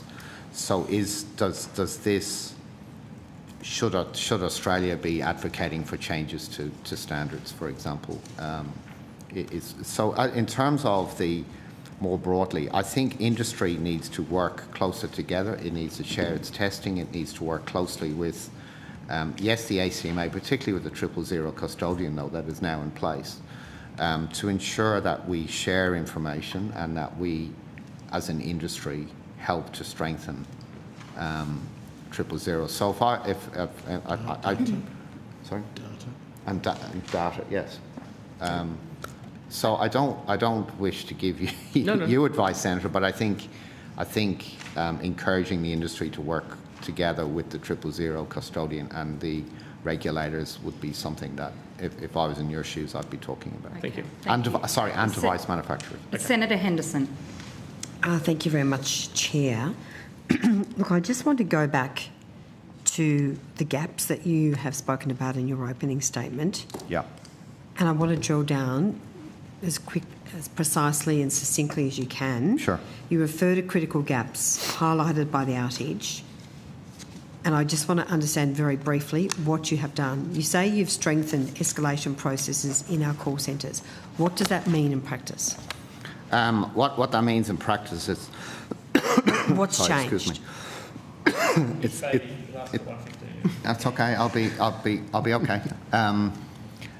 It's what I was actually referring to earlier, Senator Gosh, Senator Henderson. It's around that when a 000 goes into our IVR, it is escalated. When a 000 when a 000 is mentioned, it gets escalated to the Australian team. What the Australian team then does is clearly escalate that to the networks team, who are doing now 2,000 tests a day on a regional basis, who will go and test, is there a problem or not? Obviously, if there's not, then there is a troubleshooting that needs to be done. But wasn't those processes in place before? I mean, the issue that we've just heard from Dr. Schott is that this issue was being escalated to networks, and then they were just not getting any information back in a timely way. The networks team at that time had information that there was not an issue with the network. So what also has changed is the number of tests that we are doing on a daily basis. And we've had to do that with the the emergency call response team, because they obviously don't want to be flooded every day with many test calls, because that will hold up real calls, if you like. But again, the emergency call response centre has been very cooperative in working with us to enable us to do more calls. What we've also done is done a system whereby the call goes all the way through the system, but doesn't do the last step to flood the emergency call. So we know the call is going to, we know 000 is working, but we haven't actually taken up a call centre operator's time. I hope that makes sense. So what has also changed is the amount of testing we do. On that particular day, Senator, the team's information, sadly, was there wasn't an issue, and it was brought to our attention. When it was brought to our attention, it was then addressed immediately. That's the difference as well. So it's not just the call centre escalation, it's also the networks team and their level of testing that they're doing. As well as whenever there's a change, there is a clear sign-off. The changes are not treated as risk-free, as one of the things that Dr. Schock calls out in her report. Again, this was a Nokia person, but it was still part of the process when they made it urgent but no risk. That meant it actually circumvented some of the controls we have in place. That step's been taken out. Could you just provide more information on notice so we can get more detailed understanding of these critical gaps and how they have been addressed? Also, the improved real-time visibility and monitoring of 000 performance. You've spoken about that, but again, could we please have more detail on notice as to how has that monitoring in detail been changed? Certainly. I mean, we've got a lot more, there's a lot more, we'll put it on notice, but there's a lot more alarming being done, a lot more capability in the organisation has been put in place since, but we'll address that on notice. And what about training? So are there now regular training drills in times of crisis? Because Dr. Schott again identified that as a major gap. Yeah, we've done several things in terms of, again, the issue on the day, once Dr. Schott's report makes it clear that the issue around the crisis, yes, there was a 40-page report for crisis, but the issue around the crisis management was the escalation. Escalation from call centres, escalation within networks, as well as the not following process. Well, sorry, with respect though, it was escalated by the call centre. Yes, the call centre did contact networks. Yes, but the networks team had the information network was operating. Now we're doing the testing. That was what I was saying earlier. So you're right. But there was also escalation issues more broadly in the organisation of getting, which is why, in part, why it took the time to actually get the crisis management operating. Crisis management should have been instigated earlier, basically, is what I'm saying. There is a crisis with your crisis management processes. There was a crisis with getting it to the crisis management situation, yes, that's correct. What does automated welfare check process improvement look like now? Yes, what has changed? So it's what I was referring at Senator Gosh earlier. It's around about getting in place a system that automates getting the missed calls from both the core of the network but deeper in the network as well. It's the system around being able to do automated SMSs so that we can contact customers quickly rather than training people. Even if everybody was trained, it still takes longer to call people. So you can send the SMS in one go rather than a more staged approach. But that is being tested at the moment because we've got to get it right as well. And what about the CAMPON issues where the CAMPON didn't work, and that was another big gap? Yeah. You speak about an effective backup system, so emergency calls can CAMPON to another network. Has that been, where are you at with fixing that? Because it seems to me there is still a lot more work to be done. So again, it's again what I was referring to. CAMPON, again, I'm sorry to say this again, but the particular outage was extremely unusual. If our whole network had gone down, phones would have been, because they would have gone through that 30-second process I talked about earlier, would have camped on straight away. The issue we had here was that the particular instance that we found ourselves, you had a combination of issues.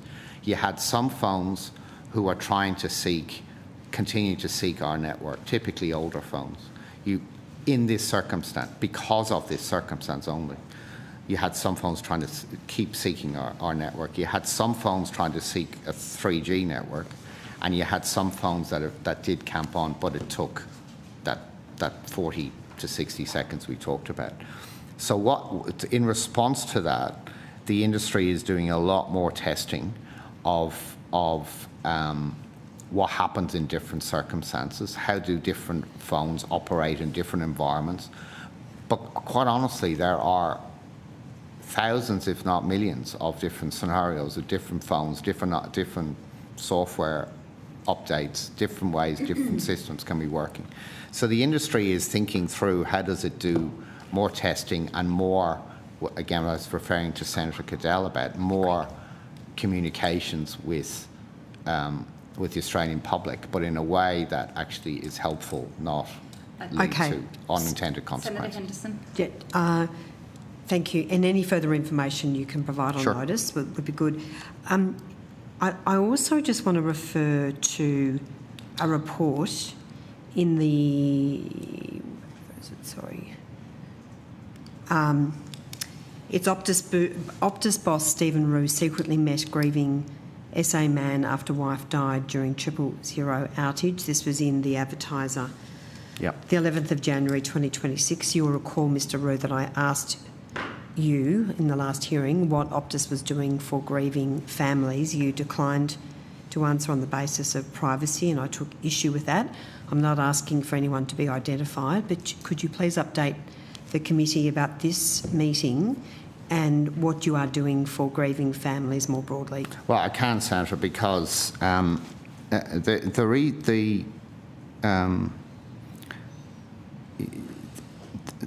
grieving families have their privacy issues.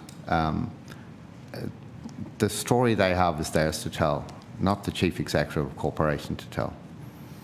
But that person has actually spoken. So I can, because of that, I can confirm, and it's in the paper, that I did meet with one of the families in Adelaide. But the reason I can confirm that now is because he has told his story. My staff did not know I was there. I met him in private, and we had a private conversation. Well, it's obviously being reported, and this person who hasn't been identified is on the record in terms of making some comments. So can I ask, what is Optus doing for the grieving families? Have you made any offers of compensation? So, Senator, there is a process that is likely to take place, which is a coronial investigation.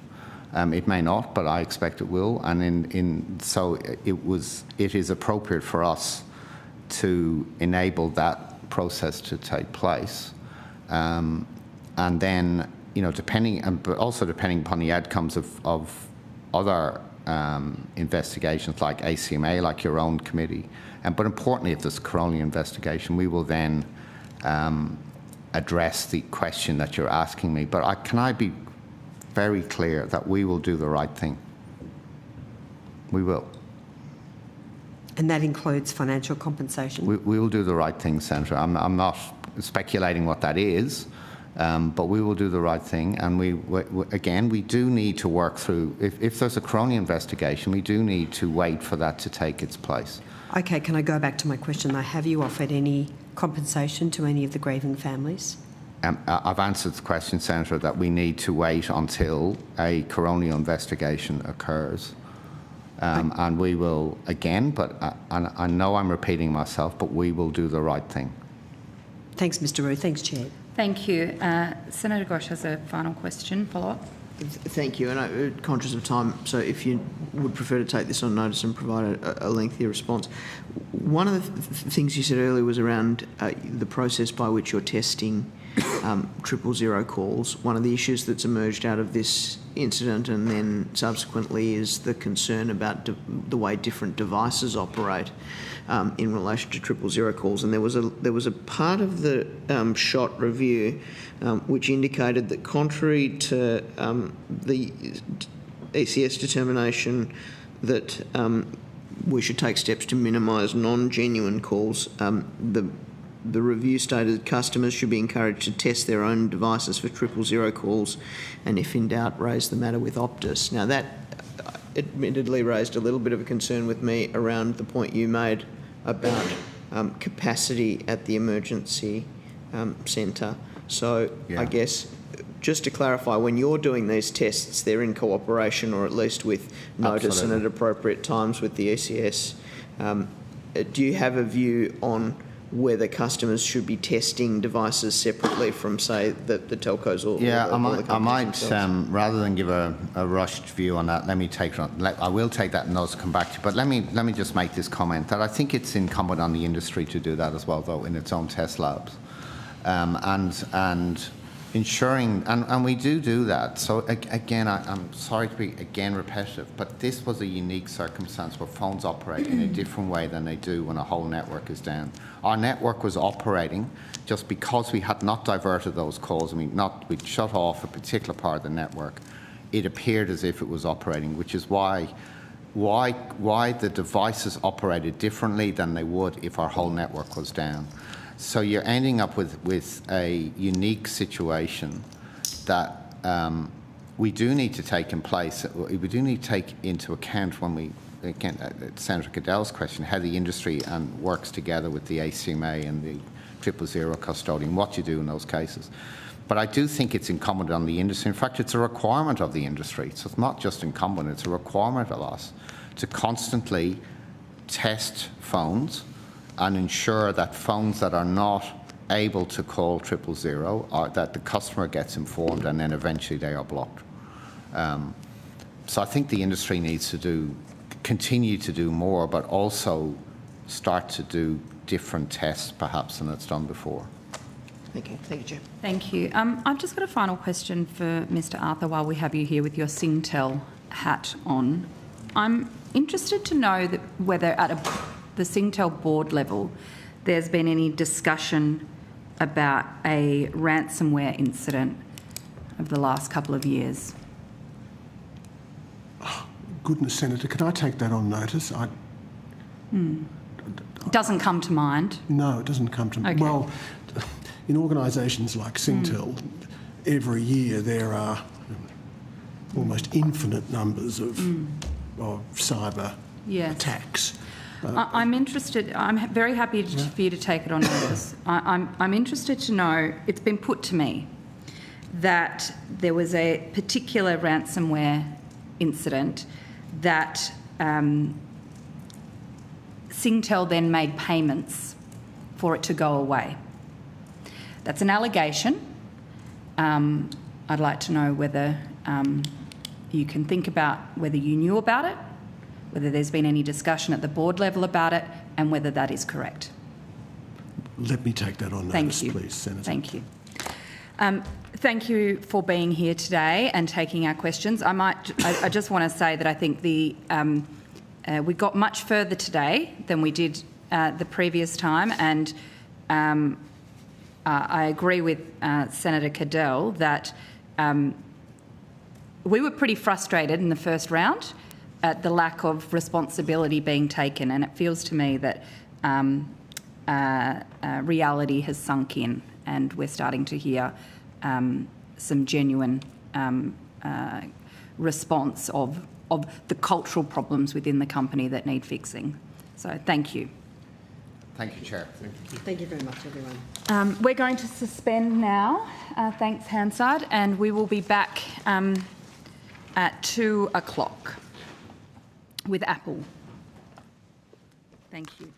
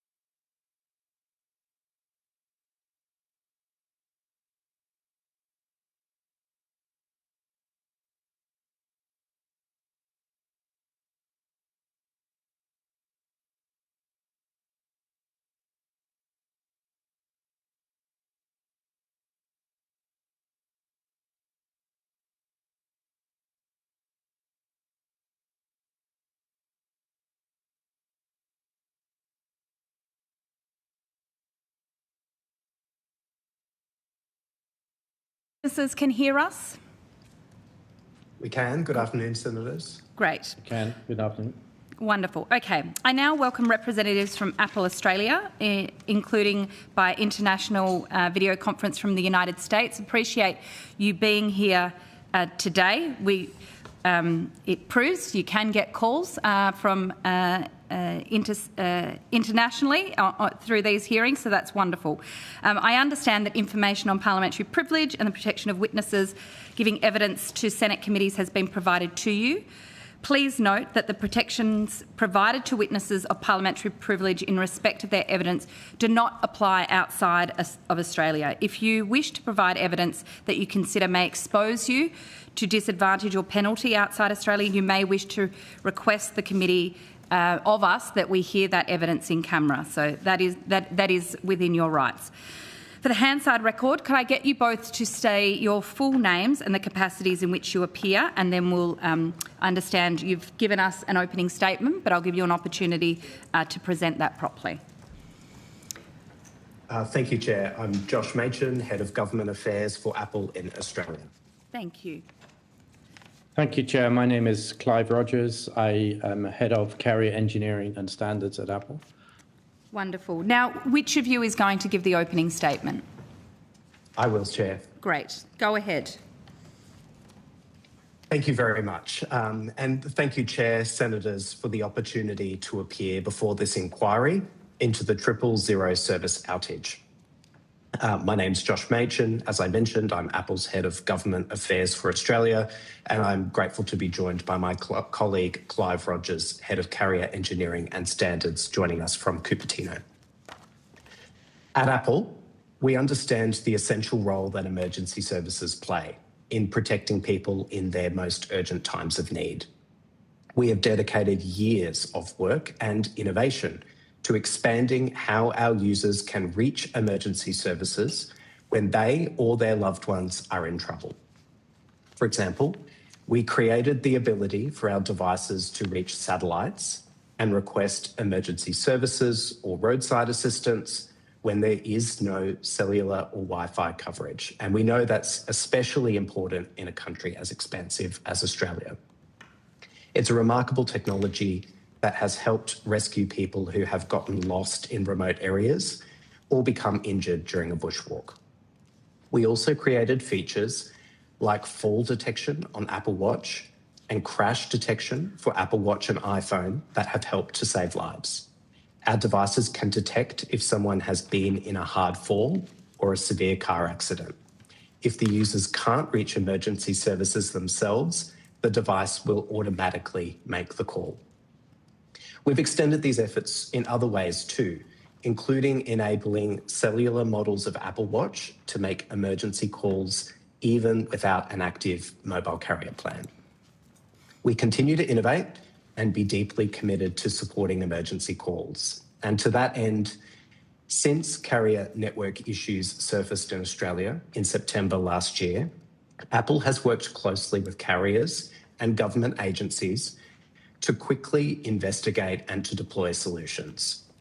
Our teams have been testing the performance of older devices and emergency calling, and we identified some rare circumstances where older devices may not connect to an alternate network for an emergency call when their primary network is unavailable.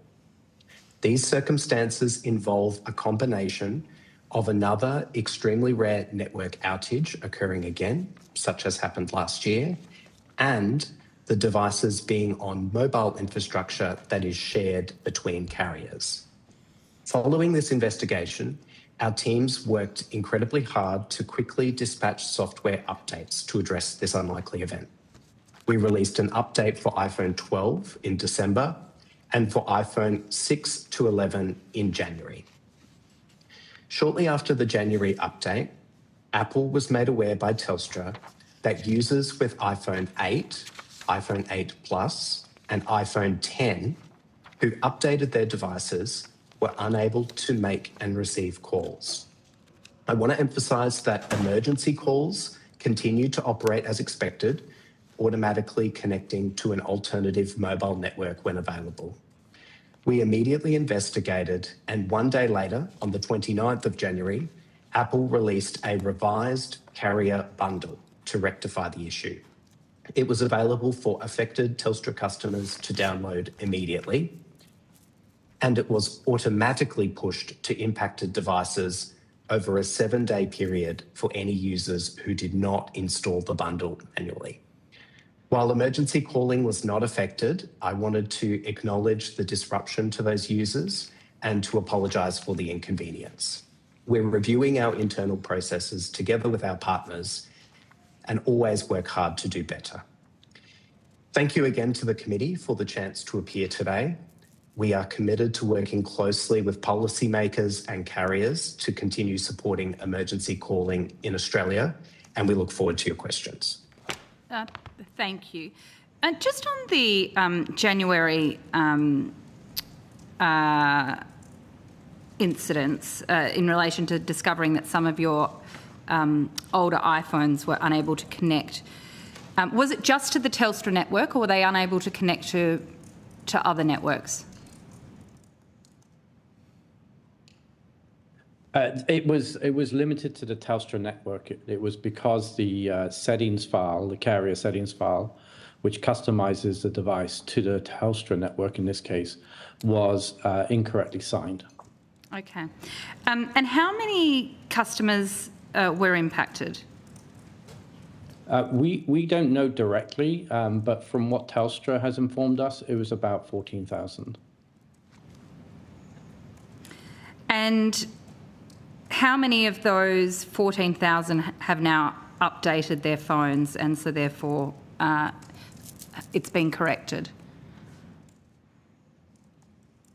I will have to take it on notice exactly where we are right now, but I believe the vast majority of them have been updated. Any device that's on would have been updated already, but automatically. But if it was switched off, then potentially hasn't been updated. Okay. But Telstra will have the actual number. Okay, so that's Telstra has access to that information. Okay. Yes, they will. They have that number. Okay. Could I just clarify there? So, so for the update that had to occur, it was just an automatic push update, or it happened. The customer didn't have to do anything to initiate the update itself. Are you referring to the subsequent bundle update or the initial software update? Well, either. Okay, so the initial software update requires customer action. So anytime you update an OS, the customer has to initiate that update unless they have opted in the settings to do automatic updates. And in that case, over a period of time, devices will check in to our servers and we'll see there's an update available, we'll download it and then wait for an appropriate time, typically at night, for the update to happen. If the customer has not opted in, then they will have the software downloaded to the device, but the device will indicate to the customer that they have a new software and whether they want to install it or not. So that will be a banner that comes up on the device. So they will actually have to go and do that. Regarding the settings change, carrier settings are very specific to a network. So we have a file for Telstra, for example, we have one for Optus, we have one for TPG. These settings basically customize the device for that specific network, what technologies they use, what features should be enabled, and a whole bunch of other settings that the carrier will provide to us. This bundle file can be updated outside of a software update, and we can push it to devices and only allow a customer to acknowledge the fact that the updates happened and not reject it. So in this case, because it was obviously critical, we sent the customer would have got a notification saying updated carrier settings for Telstra. It would have indicated why the settings happened, and they would acknowledge it, and it would have fixed the issue. Okay. Senator Cadell. Thank you. Thanks, Sir. A couple of quick questions. Just on that point, I've come up. how are the files for individual telcos activated or transmitted? If I'm on one, I've got an Apple device here, if I'm on one SIM card and I change over the SIM card straight away, is that activated by the SIM card itself, or how does the phone know which one to go for? So it's based on the SIM card. So we read the information off the SIM. Right. As part of the SIM, there is a network code and a country code and other information. And based on that, the software will select the right carrier settings for that network. And it's all in the code. Yep, okay. So you don't have to do it. So specifically on certifying, what role does Apple have to certify resilience, if any, of OOO calling capability in Australia for situations like the Optus outage? Do you have any role in certifying that your phone is compliant? We do testing ourselves, and then we work with our carrier partners to do specific testing for Australia requirements. So it's just testing. There's no, Apple doesn't make an undertaking. You don't make guarantees. It's just you test, you hope it's working, or you find out it's working. When I say hope, that's a bit thing, and then you let the telco then do the certification with the bodies. Is that correct? Yes, that's correct. I believe it's a telco responsibility to make sure the phones are operating to Australia requirements. Has we ever had any problems in working with your telco partners on that, or it's all pretty normal? No, it works. We work very closely together, and the partnership is good. There's a lot of unique test cases that we do specifically for Australia, and so we spend a lot of time making sure that we can meet those requirements, so we don't have telcos reporting issues to us that we have to subsequently fix in our build release process. And some of the issues came around the configuration of Samsung hardsets on the hard code of 000 on technologies that were no longer available historically. Mm-hmm. You've said you've upgraded, and I got those lists, in January and December for the iPhone 12 and then the 6 through 11. And then the subsequent 8 pluses and 10s. Do you guarantee in any way that this hard coding is future-proof, or we need these updates to do that? When you become aware, is it always these patches? Or can we see an unknown situation? Is it possible? Well, so specifically to the scenario you talked about where 000 was using a 3G technology, for example. We deployed the ability of our devices to make emergency calls over 4G back in 2016 in Australia. Right. We had Telstra and Optus in 2016, and we delivered it for TPG in 2017, even though the network wasn't even doing it. At that point, we made sure our devices were ready. From devices from 2017, they've always had the capability of doing emergency calls over 4G. The devices prior, so you're talking the iPhone 6 and the 6S series, they were also updated in software in the 2016 timeframe. Right. And from all indications that we have from our Australian carrier partners, that there are no devices on the network today that haven't been updated to the software allows you to do that 4G calling over for emergency 000. When we're future... perhaps I... Yep. Go. Apologies, Senator. I just thought it might also be helpful to add in relation to the software updates that we issued in December and January. Users of those iPhone models between 6 and 12 will continue to still be able to make emergency calls. The purpose of these software updates was to preemptively address the possibility of a very unlikely scenario occurring of another core network outage similar to what Optus experienced last year. Plus, a user would need to be on mobile infrastructure shared in the arrangement that Optus and TPG have in some areas, and they would need to be on those devices, and they would need to have no other alternative route, such as via satellite. And so just thought it might be important to emphasise that on those models, consumers continued to be able to make emergency calls. This was a preemptive software update to account for an unlikely scenario, and so hopefully improve the resilience of emergency calling if that ever eventuated. Okay, that's good. So technically, if we're not looking short term, but one day 4G will roll out and 6G will come in. How do we look at that going forward and compatibility? It'll just be whether the phone's capable of changing over to 5G to move those net zero 000 calls. What do the 17 do now? The 17 does support, so the next generation of voice technology is called Voice over NR. Yep. That's not broadly deployed yet in many operators around the world.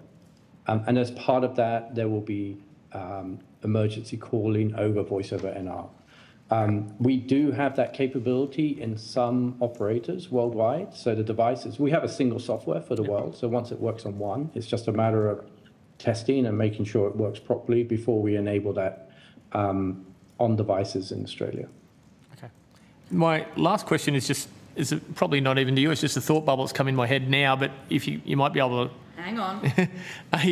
So, if I'm a foreigner, I come to Australia, even though I log on to a local network, will I potentially have 000 calls because my phone is foreign, or it should work with the Australian carrier that I'm partnered with?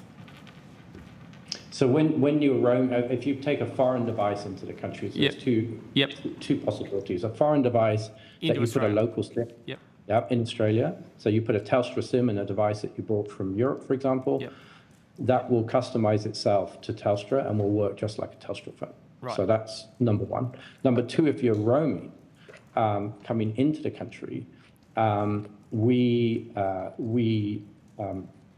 even though you may be using 3G for emergency calls in your home country, when you come to Australia, the device automatically is aware that the local telcos support 4G only, and we only put emergency calls over 4G. That's exactly the answer I was hoping for. Thank you, Chair.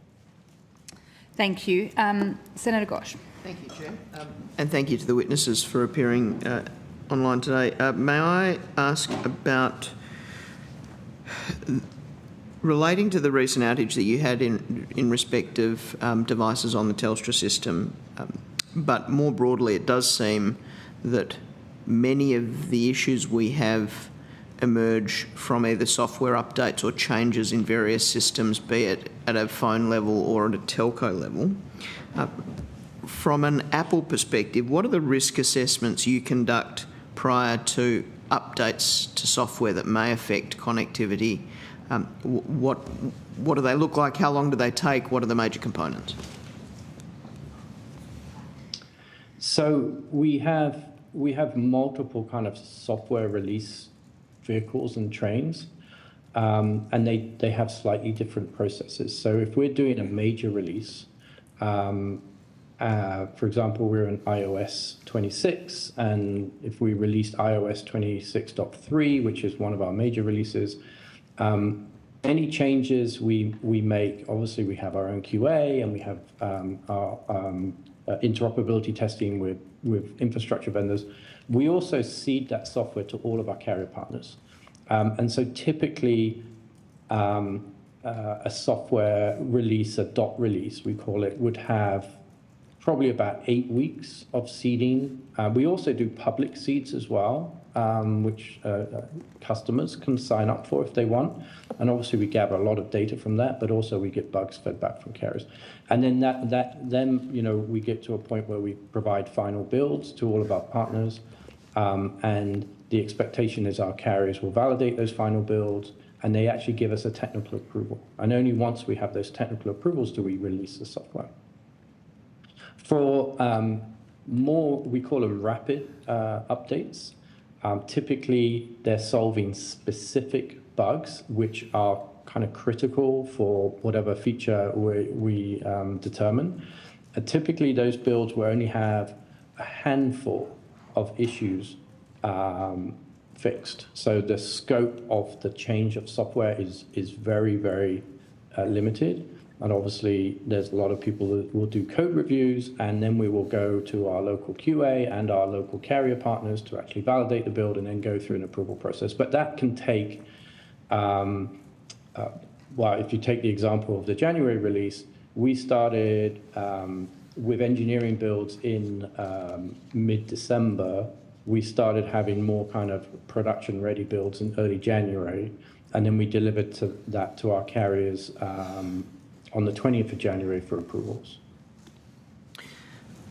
Now, when you're dealing with a telecommunications company and an incident like what happened with Optus occurs, what is the, appreciating there are several layers to the loss of connectivity in the Optus example, but there's a loss of connectivity on certain types of devices, let's say it's specifically Apple devices. What's the process that a telecommunications company goes through with Apple when that's happening sort of in real time and then to resolve it afterwards? Right, so we have a local team here in Australia that are dedicated to each of the three opcos, three carriers. And so they have a daily relationship with those carrier partners. So if an issue like that happened, typically we will get a phone call from the partner, or they can file what we call as a radar, which is like an issue report. We will then work with the carrier partner to get the necessary logs. We have to be able to reproduce. We start with understanding the issue, then we've got to reproduce it. We need to get logs, and then that will then go to our development partners who are based around the world, who will be looking at the logs and determining, what fixes need to be made. Are you saying? Perhaps I might also add to that. Sure. Apologies. No, sure, go for it. I was just going to add, particularly in an instance of an outage, of course, we partner with carriers on the engineering side, just as Clive has talked about, but also on the communication side to make sure that customers are getting important information at key points of time. And so there are partnerships with multiple different teams within our business and the carriers in order to cover off every aspect of what needs to happen in an event like that. Thank you. This is at a level of generality, but we see these outages occurring periodically. Do you see these or similar sorts of issues emerging in other parts of the world, in other jurisdictions, in relation to connectivity to emergency services? We have direct partnerships with well over 500 carriers, and there have been well-documented outages from many operators in Japan and Canada, in the US. Outages do happen. The level of outages vary. The best outage from our perspective is when the device can't register, so it can go somewhere else and camp on. When we have an outage that happened with Optus where most of the network worked fine, but the one node that you wanted to use for emergency didn't, and of course you don't know that until you try it, that's a little bit more problematic. And so this is why, these are very complex systems, these distributed networks that we have now. One of the observations in Optus's submission to us was that outages are an inherent feature of delivering a telecommunications. If not a feature, then they're an inherent incident of delivering a telecommunications service. From Apple's perspective, are there macro or system-wide improvements that can be made to reduce these sorts of outages, either at a telco or at a device level or both? Or are we really just stuck trying to detect and then fix as they arise? Well, I'm not qualified to talk about the network and the network complexity, but from a device perspective, we have worked very hard to harden our devices, so if there are network outages, then the customer is not stuck. We learned a lot with the 3G shutdowns that happened in the US a couple of years ago in 2022. We've also had some other technologies that have been sunset prior to that. And also we've learned from the other outages that have happened around the world to harden our device to make sure it goes off and camps on another network as quickly as possible. So you've referred to that camping on when you're unable to register with the relevant network. You've also referred to the satellite connection that, at least from my rudimentary understanding of it, seems like a bypass of a network system and going directly to a satellite system. Are there any other mechanisms or programs or channels by which Apple software tries to connect to 000 when it detects that it's unable to connect through the standard call channel? Well, we have kind of three main tenets where we can make emergency calls on our more recent devices. Obviously, cellular network is number one. We always prioritize a call over cellular. Wi-Fi calling, we can make emergency calls as well. And then with our newer devices, if both of those are unavailable, i.e. you're out of coverage, then they can use the Apple satellite system to send a text message for emergency call. And are you aware of any emergency systems around the world that are using, in effect, data channels as either a primary or a secondary mechanism of connecting to emergency services? When you say data, are you talking a text messaging, or are you talking... Yes, or either text messaging or effectively using an internet-style service rather than a cellular service. Yeah, we do see that. There's multiple different implementations of emergency calls around the world. Obviously, the network for voice is very standardized. Some countries require position to be delivered as part of a data channel. I believe in Australia you use AML, which is also done over a data channel, or SMS, so there's a parallel path for both. We are starting to see some countries using text to 911 or 000, and certainly the satellite systems are definitely pivoting more to text to 911. So yes, there definitely are examples of that. Appreciating that you are competitors and that your devices and probably operating systems can be markedly different, is there any cooperation in relation to emergency service provision among device manufacturers? Well, there is various standards bodies and forums where the industry comes together to define these services, but in many cases it's driven locally. Okay, thank you, Chair. Thank you. Senator Henderson. Thank you very much, Chair, and thank you so much for your attendance this afternoon.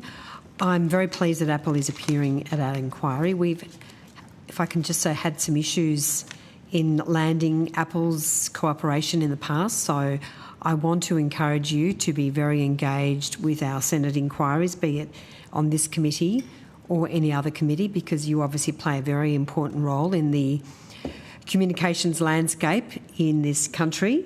So again, our thanks. I just want to ask you about, and I just want to confirm that there are no iPhones in this country that cannot connect to 000. Is that the case? That is our understanding. All iPhones from iPhone 6, which are the only devices from iPhone 6 and above, are the only devices that can do voice calls over the 4G system. So iPhone 5 and 5S cannot make calls over the 4G system. So we're starting from iPhone 6. They can all make calls over 000. And my understanding is that the local operators here can track the software builds, and they know at what point we support. In 2016, we supported a software update for emergency calls over the 4G network. Our understanding is that there are no devices currently active, from what the carriers are telling us, with software that is older than that. So are you saying there are no iPhones 5, 5S or earlier models that are now in Australia? Well, the 5 and the 5S are 4G devices, but they don't support voice. So are any of those in the Australian market?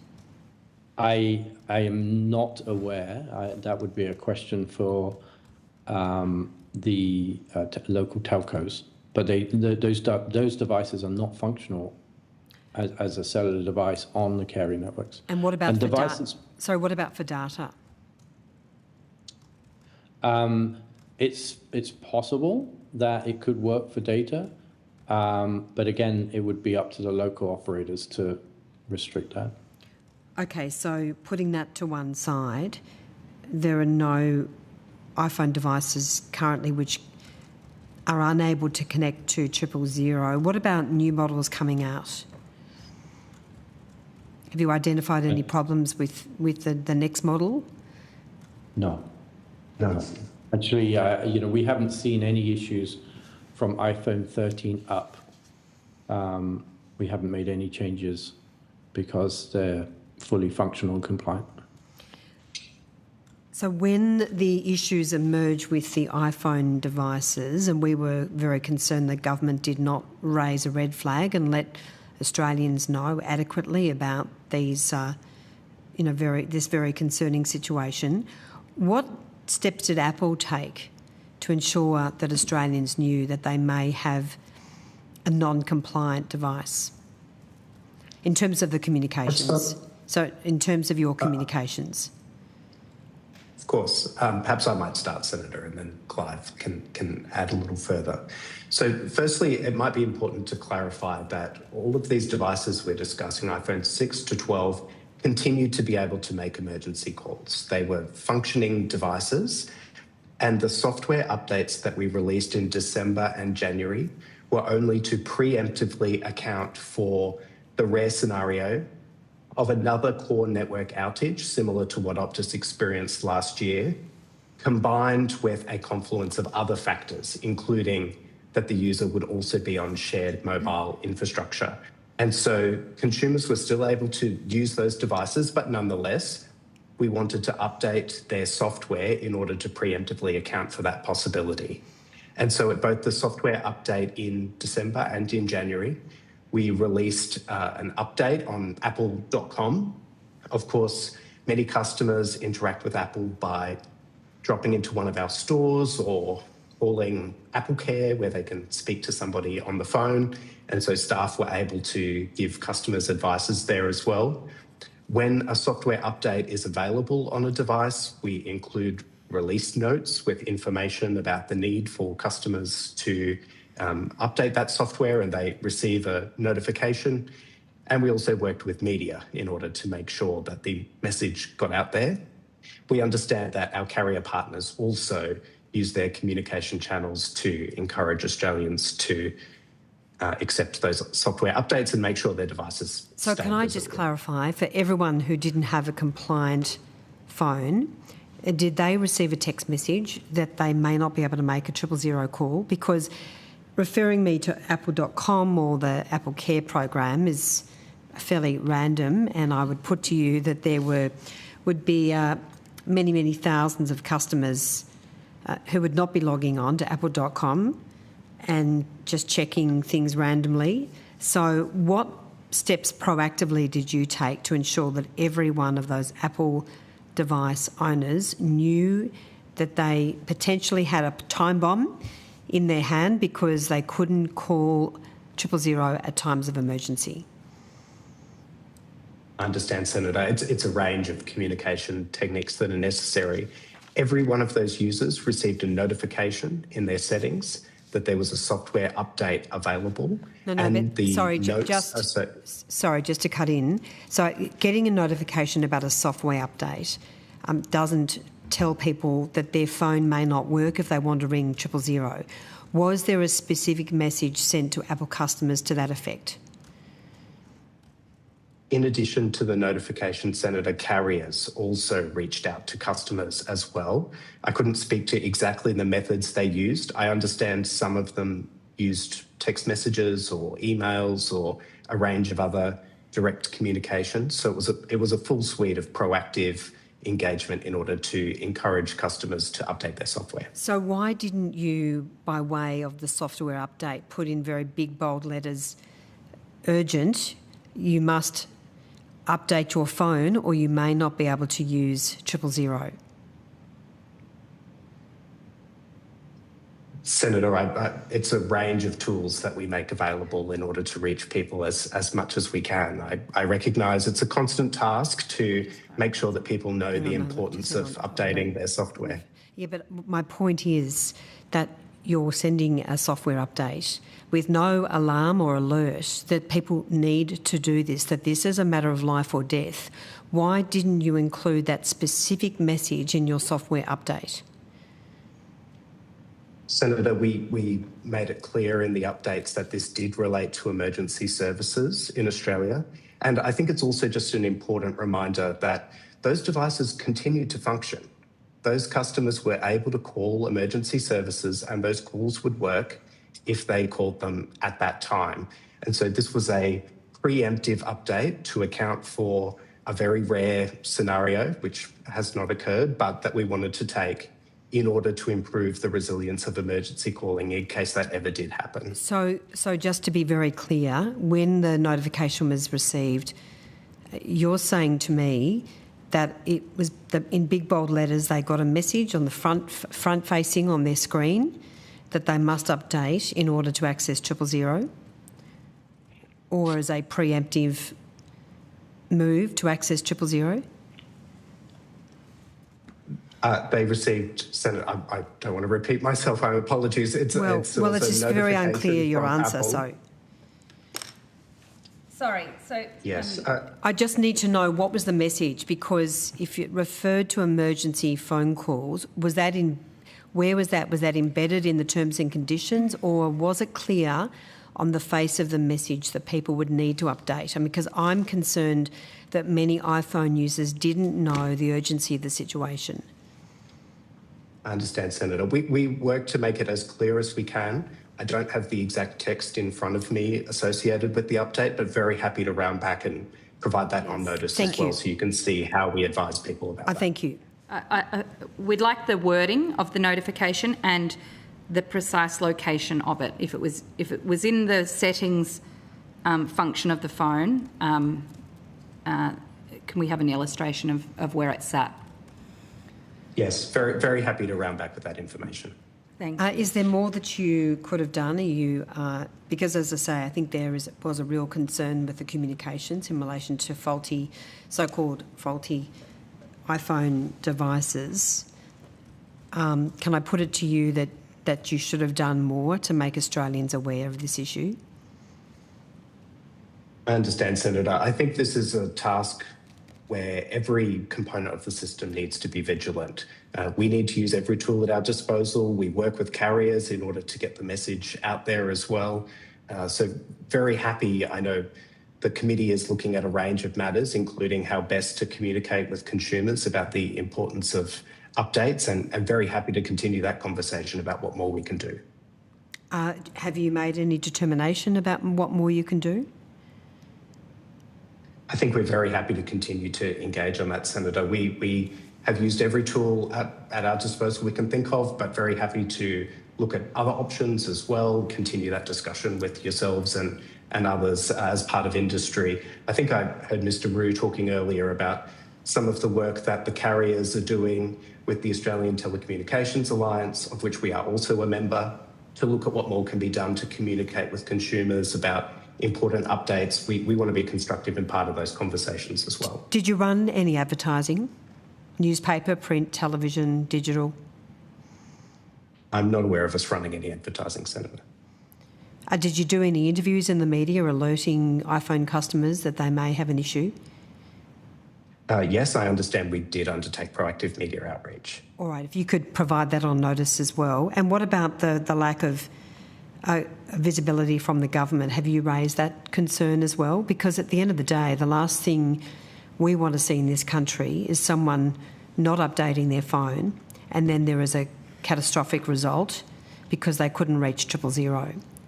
So the communications to iPhone owners is surely critical. I understand. We did communicate with all relevant agencies within the government in advance of these software updates. That includes the 000 custodian as part of the communications department, the ACMA, the Minister's Office, a range of interested policymakers worked very closely with government agencies around this process as well. Yeah, I'll leave it at that. Thanks, Chair. Thank you. Just a final question for me of clarification. So the first round of updates was a preemptive strike, but in January, the 14,000 phones that you were made aware of via Telstra, were they... I want to understand, what was the status of those phones? Was it that they could call 000 or was it not? So those devices would not camp onto the Telstra network. So they would have camped onto an alternative network in SOS only mode. So they could make emergency calls. And how long would that process take? And is that one of those situations where it sits there for 30 seconds before, or it was instant? No. So the 30 seconds or the 60 seconds that was talked about as part of the Optus outage was because you're trying your home network first because you think it's working, and then the device times out, takes about 10 or 12 seconds, and then it has to go and search for an alternative network. Yes. And it scans multiple bands. So that's the time there. For this sort of scenario, your home network is not available. And so the device automatically will go and do an emergency camp on any network that's available. Okay, but in locations where, and there are plenty of locations where Telstra is the only carrier, for those people, their phones would not have been able to camp on to Optus or Vodafone. If Optus or Vodafone were not available in that regional area, those people would not have been able to use the 000 service. Is that correct? That is correct. Yeah. And how many, do we have any idea of how many phones that would have been? I don't believe we do, Senator, but I do understand that Telstra has undertaken welfare checks with all impacted customers of the iPhone 8, 8 Plus and 10 who experienced this disruption in January. Of course, we've also been in touch with many of those customers directly who contacted us via Apple Care or by one of our Apple stores. Thankfully, we're not aware of any impact or physical harm caused to customers who were unable to reach 000 during that 24-hour period. As we acknowledged in our opening statement, that's quite an inconvenience and disruption for those customers for which we apologise, but we're not aware of any physical harm or serious impact to customers during that time. Okay. And you said you don't have the figures for how many of those phones still remain unactivated, or that the update hasn't been activated, that it's still just sitting there, so therefore at risk? I think, Senator, we believe it would be pretty close to 100% since we pushed that carrier bundle update out to devices, but it would be Telstra who could provide some certainty around that. So they would be best placed to confirm if that's the case. Okay. It's been put to me that it's around 350. Where would those figures have come from? Come from Telstra, do you think? Telstra, yeah, we can't track that information. What's your response to criticisms that Apple only wanted to talk about this after there were some questions asked by journalists. In terms of informing your customers, you said you've used the media, but the allegation is that you only informed the media after the media asked you about it. In relation to both of the software updates, Senator, we proactively reached out to government agencies. We put out communications on our website. We discussed some of those methods earlier as well. Certainly when it came to the January issue in relation to the carrier bundle, we were closely engaged with all of those same parties, and we worked closely to support Telstra in their communication with customers about the disruption.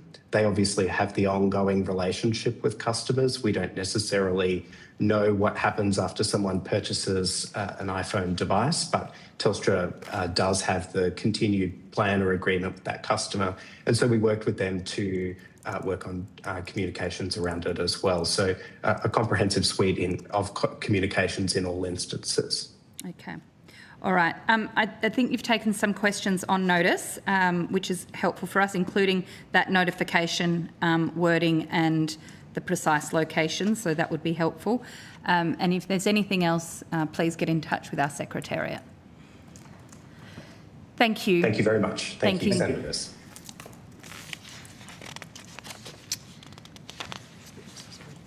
We'll just move on to our next lot of witnesses from Google Australia, if you could come to the table.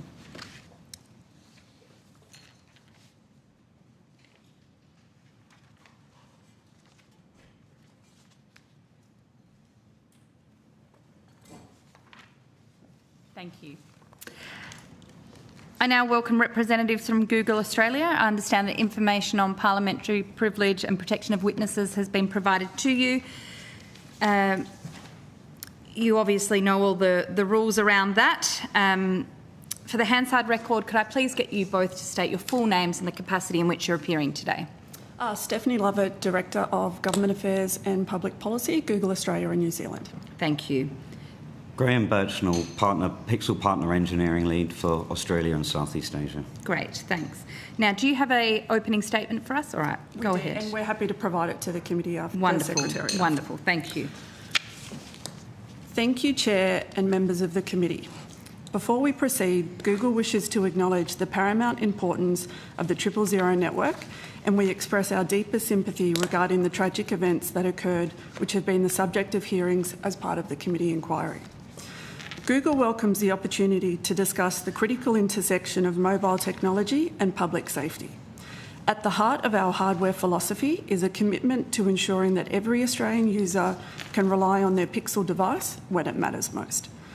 Google Pixel is Google's premier smartphone brand and develops and sells Pixel phones in much the same way as other leading device manufacturers. Pixel phones make calls or connect to the internet through telecommunication carrier networks in Australia. That said, because Google develops the end-to-end experience across both software and hardware for Pixel devices, we're able to implement two core technologies which help to mitigate the risk of emergency calling issues. The first is Google Pixel's SIM-based activation.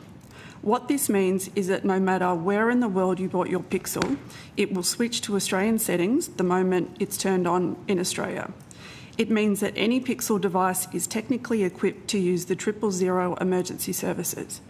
Because the software is the same worldwide, a person doesn't have to worry about missing important safety features just because they bought their phone overseas. Safety is not a static state, it requires constant vigilance. The second technology solution is that Google Pixel phones stay secure and up to date using an advanced over-the-air delivery system that works without interrupting the user. Software updates are downloaded and prepared in the background while the phone is in use, only requiring a quick restart to finish the process. All software undergoes strict global and local testing and must be approved by major Australian carriers before it is released. The system provides rapid security protections and has the ability to mandate essential safety updates remotely if a critical issue is found. We would be happy to expand on this through the hearing today and are happy to answer your questions. Thank you. I'll go first to Senator Henderson. Thanks very much, Chair. So thank you both very much for being here today. Is there any areas where you feel that Google has fallen short in terms of ensuring that Australians have a device that they can rely on in terms of emergency? No.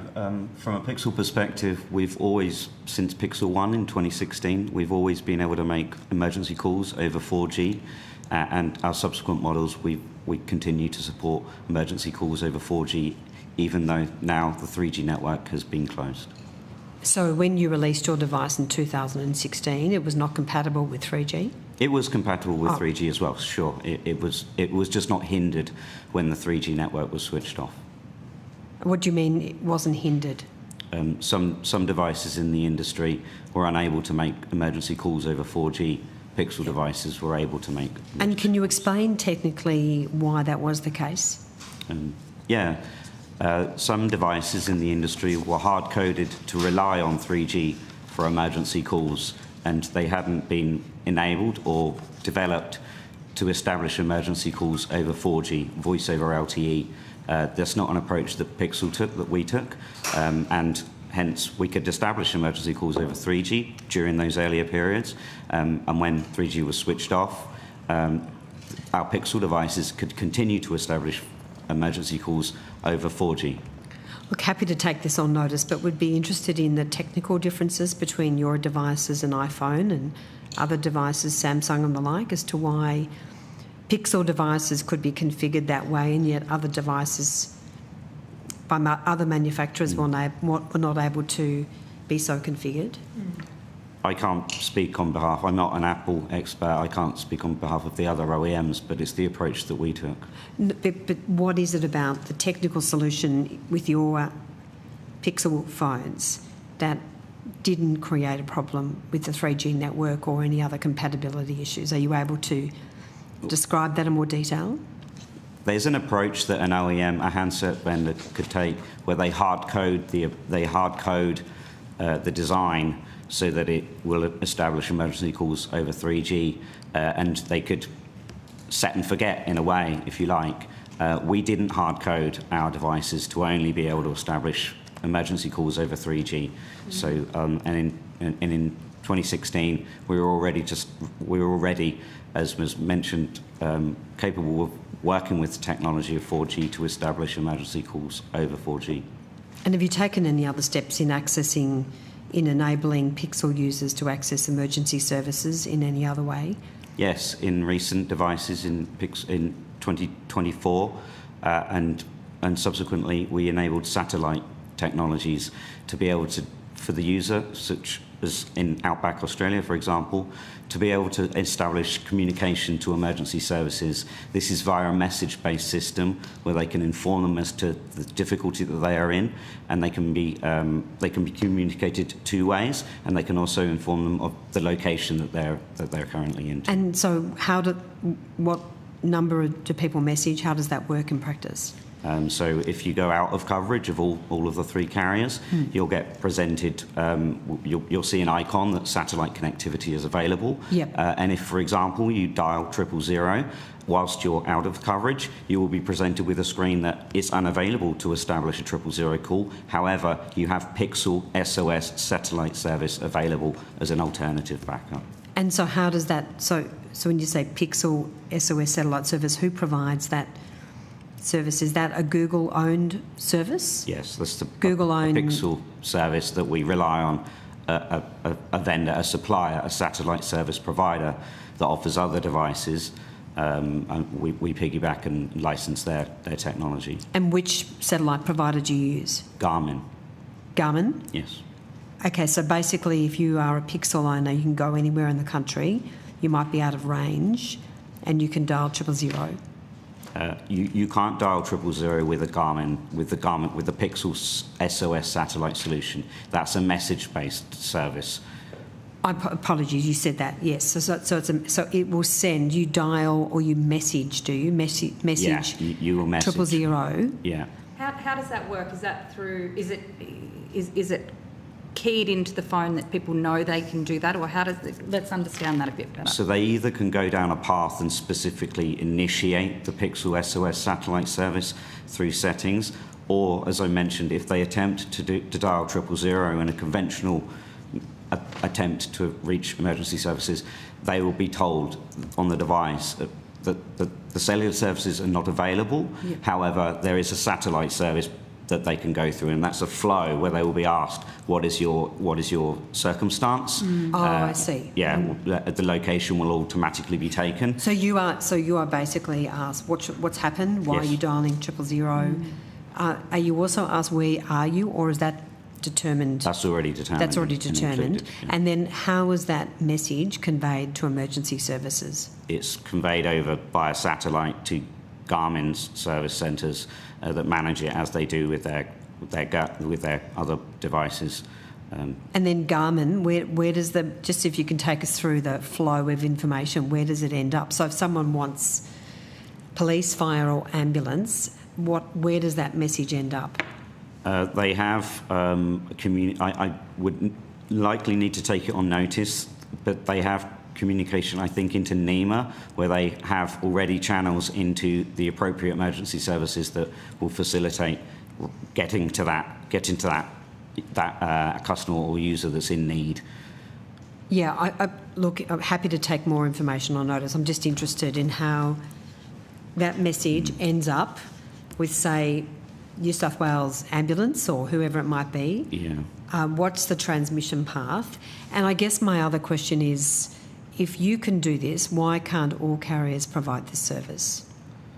It's not a carrier service. This is independent of the carriers No, I appreciate that. But what I'm saying is, why can't people on other devices, or what is the extent to which people using other devices can access a satellite emergency message service? Senator, I think that would probably be a question better directed to those other OEMs. I don't think we could answer on their behalf. No, I'm not asking you to answer on their behalf, but you would know who else is in the market and what your competitors are providing. So, do you have that information? We'd be happy to take it on notice, Senator, and we can provide that answer to the committee. Could you also take on notice the cost of that? And is that something that's just built in regardless? Or is there a specific, this is a cost that Google carries, or do you pass it on to the carriers themselves? Who pays for this? Google pays for this. We offer, currently it's a 2-year free subscription, and we haven't turned that into a 2-year going and ahead service offering that Google covers, Pixel covers, and it is not yet turned into any payment. And have you got any sense of what value that is? It must be, it comes at a cost. I would need to take that on notice. Could you? Thank you. And sorry, if I can just pick up, do you know whether Apple provides that same, and I think obviously we will pursue this with Apple, you don't know about what other device manufacturers do by way of these sorts of services? I'm not familiar with how they conduct such services. And is there a possibility of extending this to voice so that people can actually call and speak to someone when they're outside when they're in a remote area and they don't have service? Could they just automatically default through to a satellite service? Satellite connectivity, I should say. Currently, with our current solution, I don't think it's technically feasible to accommodate voice. But I believe the industry is looking at what we call non-terrestrial networks to provide data and voice services in the future, which in theory could accommodate emergency services. But again, we work with the partners closely on future technologies as they evolve.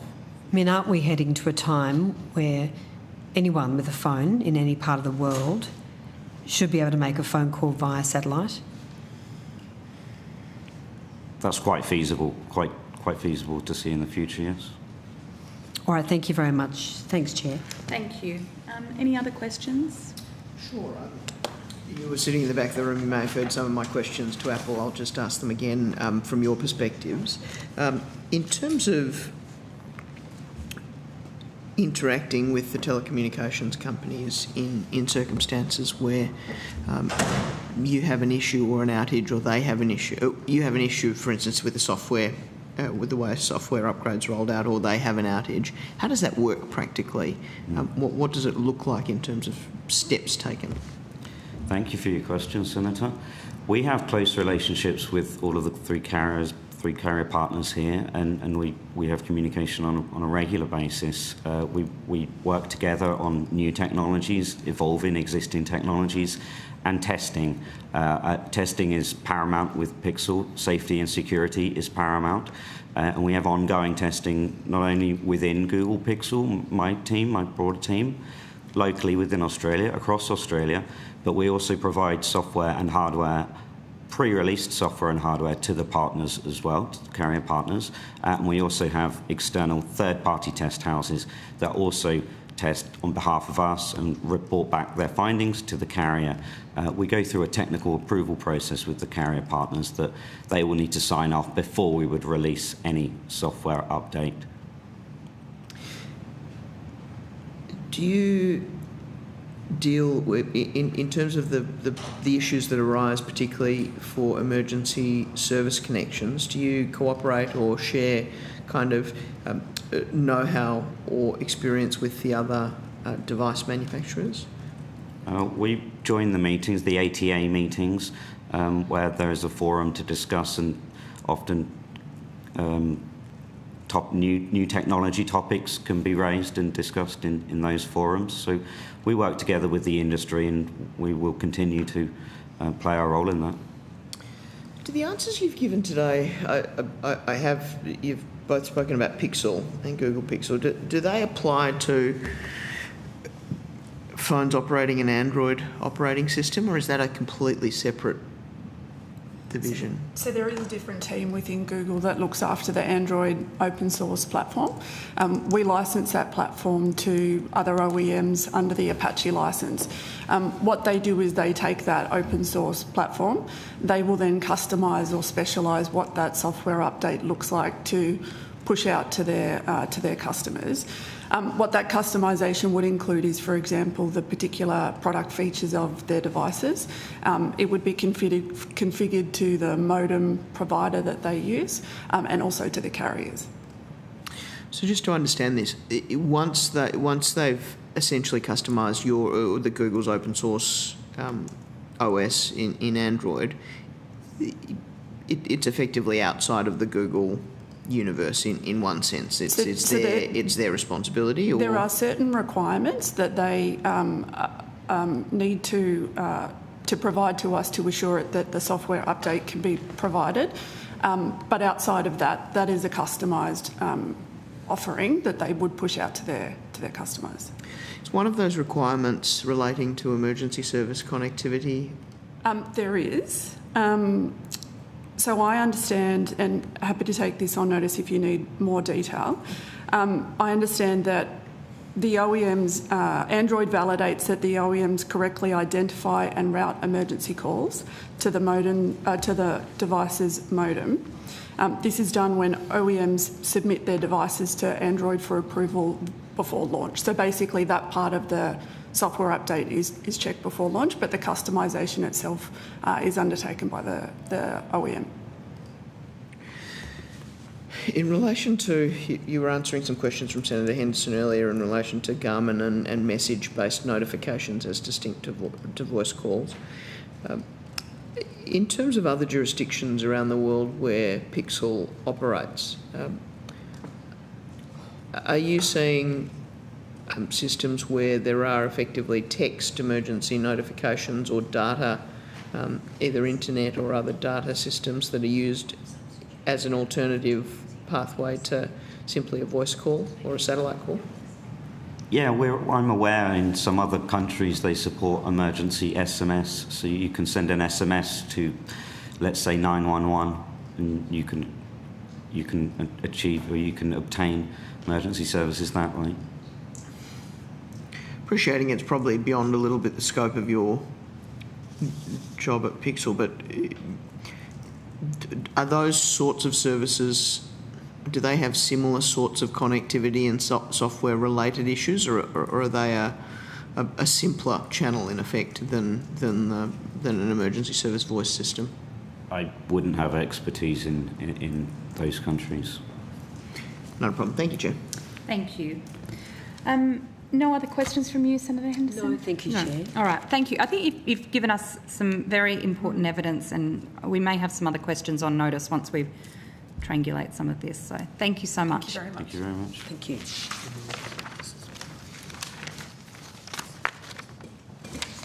Okay, we're just waiting for our next witness to get on the line, so we'll just suspend, if we could please, Hansard.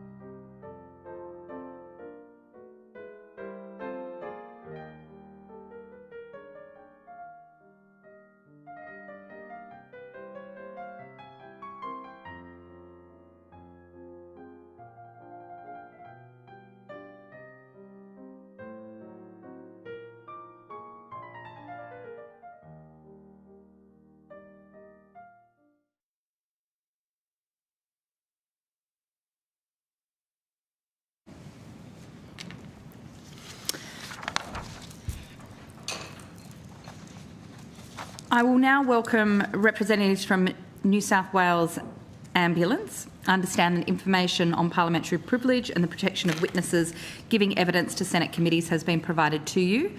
I remind senators that the Senate has resolved that an officer of a department of the Commonwealth or of a state shall not be asked to give opinions on matters of policy and shall be given reasonable opportunity to refer questions asked to the officer to superior officers or to a minister. This resolution prohibits only questions asking for opinions on matters of policy, does not preclude questions asking for explanations of policies or factual questions about when and how policies were adopted. Officers are reminded that any claim that it would be contrary to the public interest to answer a question must be made by a minister and should be accompanied by a statement setting out the basis of that claim. A copy of the Senate order specifying the process by which the claim of public interest immunity should be raised is available from our Secretariat staff. Now, I welcome you formally to the hearing, and if you could give us your full name and the capacity in which you appear, and then you can give us your opening statement. Thank you, Senator. Brent Raymond Armitage, Assistant Commissioner, Director of Control Centres for New South Wales Ambulance. Great, wonderful. Over to you. Thank you, Senator. Chair and members of the committee, I would like to begin by acknowledging the seriousness of the events that are the subject of this inquiry.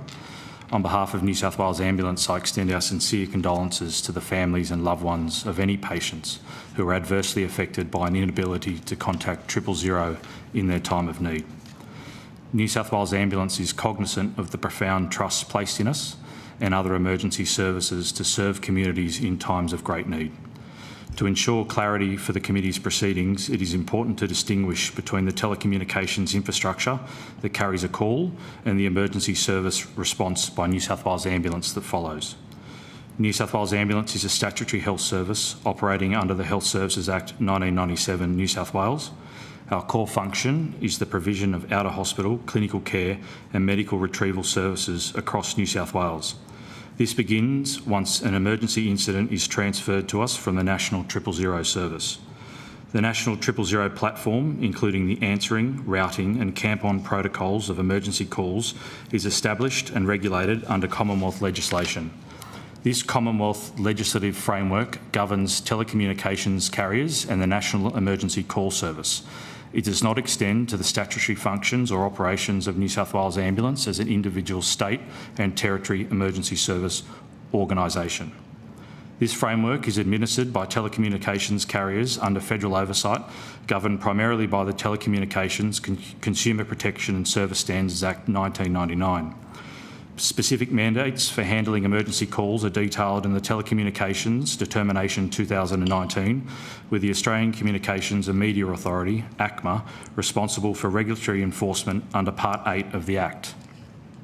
However, given that end-to-end operation of receiving and responding to 000 calls is split over different authorities, coordination across jurisdictions and carriers is instead supported through the National Emergency Communications Working Group, Australia and New Zealand, of which New South Wales Ambulance is a member alongside other emergency services, public safety agencies, telecommunications carriers, including the emergency call person Telstra.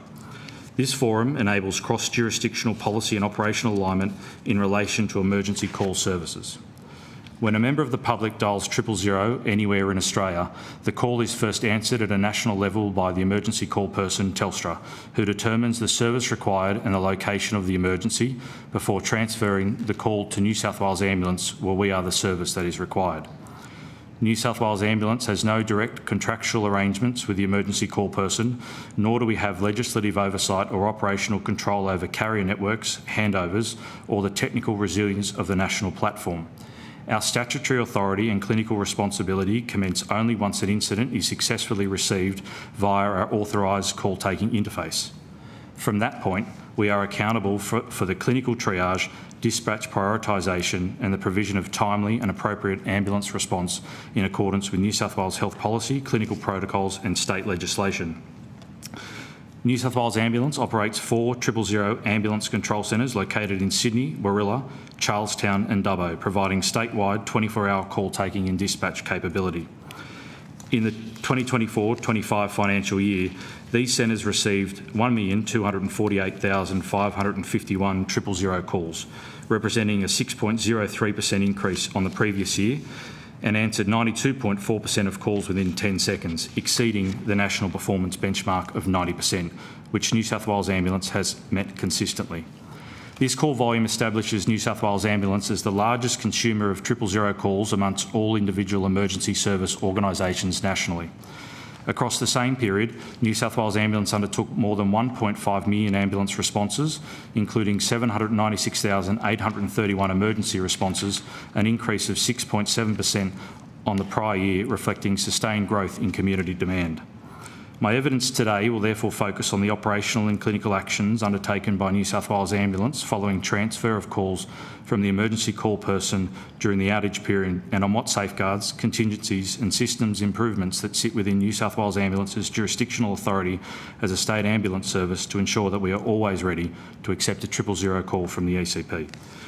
New South Wales Ambulance remains committed to working cooperatively with Commonwealth agencies, telecommunications carriers and other emergency service organisations to provide the best quality of care and service possible to our patients to fulfil our statutory obligation to the people of New South Wales. Thank you. Thank you. Could you shed some light on this particular incident in New South Wales? I'm assuming you saw some of the evidence we had from TPG at our previous hearing. Did you? Are you aware of that? I didn't view it, Senator, no. Okay, all right. There seemed to be quite a bit of confusion as to whether one of the TPG customers who wasn't able to get through on their phone had died or not, and there was absolute mixed messages about this. Could you shed some light on that?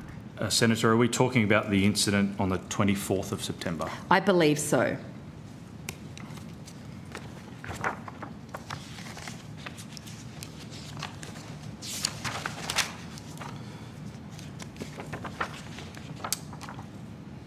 So, Senator, on the 24th of September 2025, New South Wales Ambulance received a 000 call for a female to have been reported as passed away.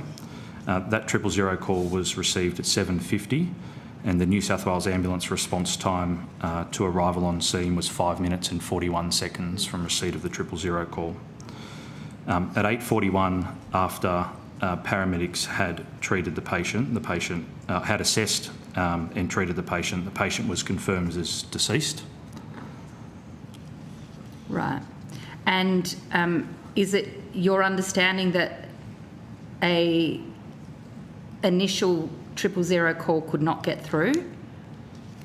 It is my understanding that that's the case, yes. And this, the phone that was being used was a Samsung phone? I'm unaware of the nature of the phone. And that the carrier was TPG? Yes, that's correct. And can you just step us through what happens in that scenario? Who does New South Wales Ambulance inform that happened? Thank you, Senator. So New South Wales Ambulance has well-established processes once a caller either informs our emergency 000 call taker, or indeed a patient on scene or a caller on scene informs one of our paramedics to immediately escalate the incident to Telstra in their capacity as the emergency call person. The initial escalation to Telstra in their capacity as the emergency call person is done twofold. One, to confirm whether a 000 call was indeed received by Telstra and not passed through to New South Wales Ambulance, but also to identify the carrier of the mobile phone, because of course New South Wales Ambulance is unable to identify the carrier with just a mobile phone number. And then subsequent to that, Senator, we notify the carrier. Right, so you did inform TPG that this had happened? Yes, that's correct. So the initial escalation to the Telstra supervisor occurred out of one of our control centres, and that occurred at 9:33.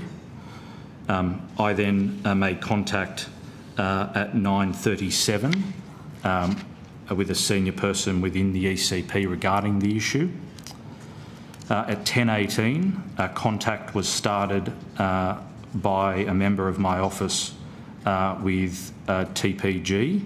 I believe it was their critical faults line. And then a verbal conversation occurred on or around 11:13 with a senior member of TPG.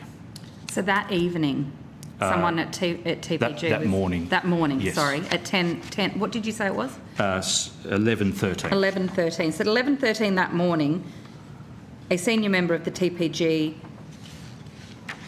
company was informed that one of their customers had died and had not been able to get through to the 000 service. I'm unable to confirm whether they were informed the patient had passed away. I am able to confirm that a conversation occurred regarding the seriousness of the inability for that customer to contact 000. So how do we work out whether TPG knew or was informed that the individual had sadly died, or not? Because that seems to be Telstra saying they knew, TPG saying that they weren't made aware until the night before they fronted our Senate inquiry. And it seems a bit odd. Probably not in a position to comment, Senator. Okay.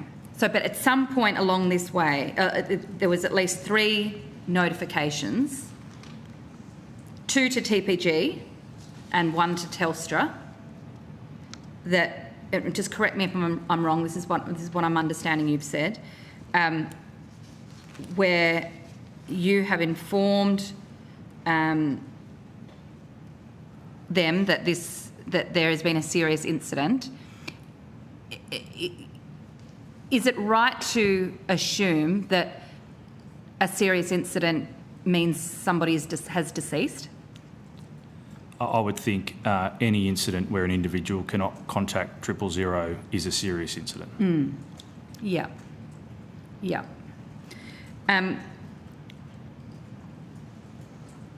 Has TPG sought to clarify what happened since all of this occurred? Yes, to the best of my knowledge and recollection, on or around the commencement of December, they sought to clarify whether an individual had passed away at that address. Yes. I think they said they were going to try and seek clarification while they were sitting here with us, didn't they? Is there a better way of dealing with this so that it's very clear and so that carriers... I mean, is there anything, in your experience, you have hundreds of thousands of calls. You respond in the best time possible. Like, no one is suggesting that the ambulance service is at fault here. You get the call, you go. It's about whether you get the call or not, though. Is there a gap in either the accountability of this or the process that Ambulance New South Wales can see needs to be fixed? Yeah, thanks, Senator. You're entirely correct. New South Wales Ambulance is unable to respond to a call that it does not receive. We have well-established processes internally. Once a caller advises that they had difficulties in the first instance contacting 000, to my knowledge, there is no national standard or framework with respect to where a caller identifies that there is an issue. And of course, New South Wales Ambulance would be willing to assist and contribute to any drafting of any framework. That's a very good point. Have you spoken to other state colleagues about this? No, I haven't. Not this specific incident, no. About the nature of how... Have you spoken to other interstate colleagues about the need for some type of national standards? I haven't, Senator, no. Okay. Because, of course, we've seen incidents like this occur in other states. In South Australia, there was a lot of frustration that emergency services weren't informed when they should have been. And in fact, it was the South Australian Ambulance in relation to the Optus outage that did the informing back, as similar to what's occurred here.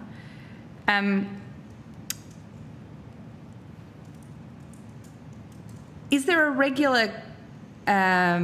any regular conversations between the ambulance service and the carriers, the telecommunications companies, about these matters as a regular rule, or have these the publicisation of these particular incidents? Is that's what's prompted people to think about it? So, Senator, I mentioned in my opening statement that New South Wales Ambulance is a member of the National Emergency Communication Working Group. Mm-hmm. That does comprise all emergency service organisations, public sector organisations, and of course includes the carrier and the emergency call person Telstra. We meet twice a year and for a 3 or 4 day conference, and in that we discuss all types of things from changes to regulation to how we can improve redundancy, resiliency and robustness of our individual systems. Have you been contacted by the federal government in relation to these matters? I have been contacted by ACMA. You've been contacted by ACMA? Yes. Can you tell me what your relationship with ACMA is like? What does that consist of? Being a state-based jurisdiction, we do not have regular contact with ACMA. ACMA do attend those twice yearly working group meetings and provide an update on the regulatory environment. In this instance, ACMA has sought information from us in relation to the incident on the 24th of November.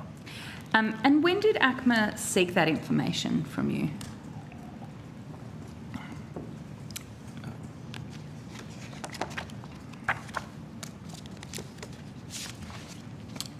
Senator, formally, New South Wales Ambulance received a notice to produce under Section 522 of the Act on the 12th of December 2025.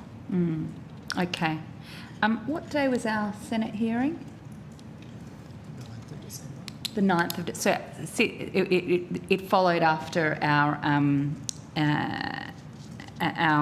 questions in relation to this matter. And what were they seeking from you? Clarification that the call hadn't gone through and that you had contacted TPG?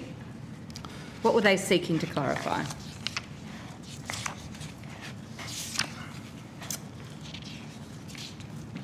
Senator, there was 5 things that they'd asked from us under that notice. Number 1, please confirm verbal advice provided to ACMA on the 24th of September that there was a fatality involved in the Wentworth Falls incident on 24 September 2025.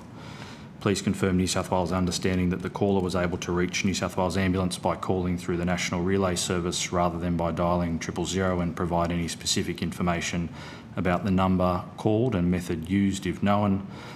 Please advise if this matter has been referred for coronial investigation. Please confirm all parties New South Wales Ambulance advised of the Wentworth Falls incident, including and at least name and organisation of contact dates and times, format of notification and information provided to each party, and please supply copies of any correspondence referred to in response to the items above. And have you responded to that request so far? That's correct, Senator. On the 17th of December, New South Wales Ambulance complied with the notice. Would you be able to give us a copy of that response? Can I take that question on notice? Yes.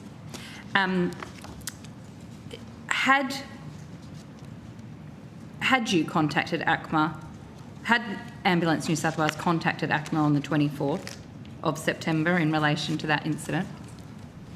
Yes. So they knew? Yes, at 10:40 I emailed ACMA requesting a phone call to discuss an issue with connecting to 000. At 10:41 I had a verbal conversation with a representative from ACMA. During that conversation, I detailed the incident that at approximately 7:30 or 7:31, a caller had an issue attempting to connect to 000 in the Wentworth Falls area. The patient was then able to connect to New South Wales Ambulance via the National Relay Service, that the patient was declared deceased, and that New South Wales Ambulance paramedics on scene had attempted to call 000 and 112 from the device and were unable to get through. I provided advice that I had notified Telstra and the Vodafone critical faults line. So the regulator, you did everything you needed to do. The regulator knew on that morning that somebody had died after not being able to get through to 000 in their initial call. Senator, I provided that advice to a representative from ACMA. Do you have? You seem to have a note there. Do you know who it was at ACMA that you spoke to? I can disclose that if allowed. Yes. It was Mr. Paul Nicholas, Manager National Interests, ACMA. Okay, thank you. And what was their response to this incident when you called? And the reason I'm asking this is because there had already been the Optus outage, which had led to people, which was where people could not call 000 and died, only 6 days earlier. So there was a lot of attention on this issue, on these types of issues, on these types of incidents. I'm interested as to know what the person at ACMA that you spoke to, what was their response to you? Thanks, Senator.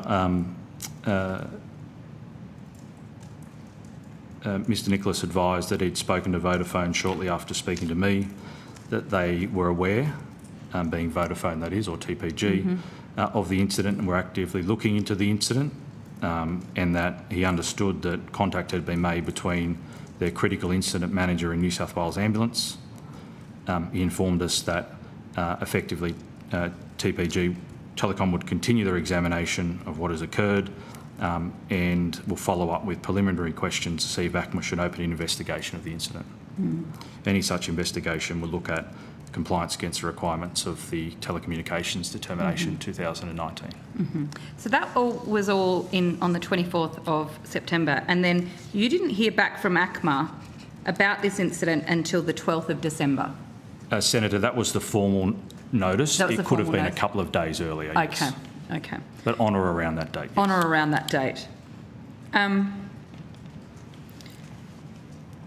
Did it strike you that despite all the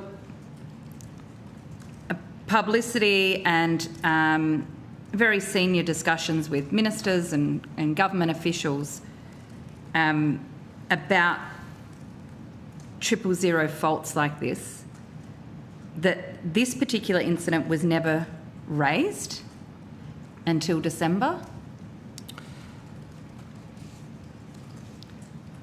Senator, look, I probably don't have a view on that. I think that New South Wales Ambulance has undertaken its requirements to notify both the ECP and the carrier, and in this instance notified ACMA. I'm not a subject matter expert in the Commonwealth regulator, being a state-based jurisdiction. Yeah, okay.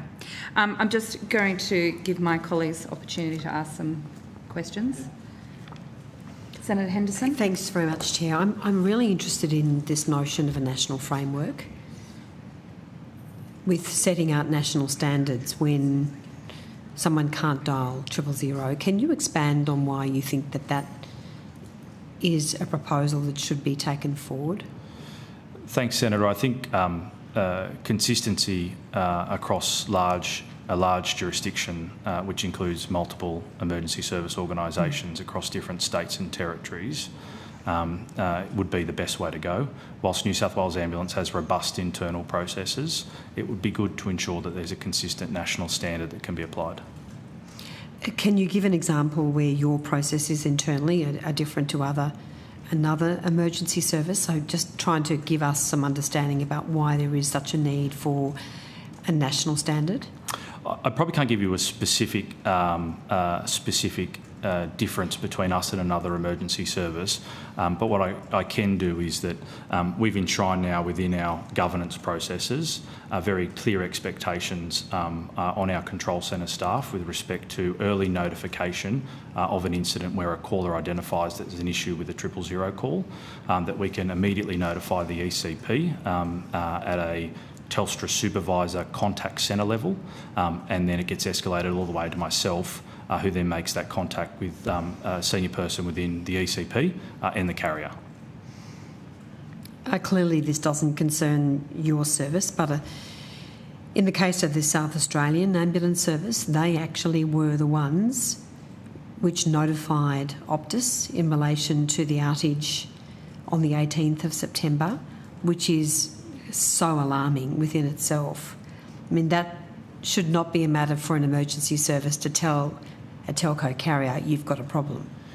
I think, Senator, not speaking specific to that instance, any case where a caller can't get through to 000 is of grave concern.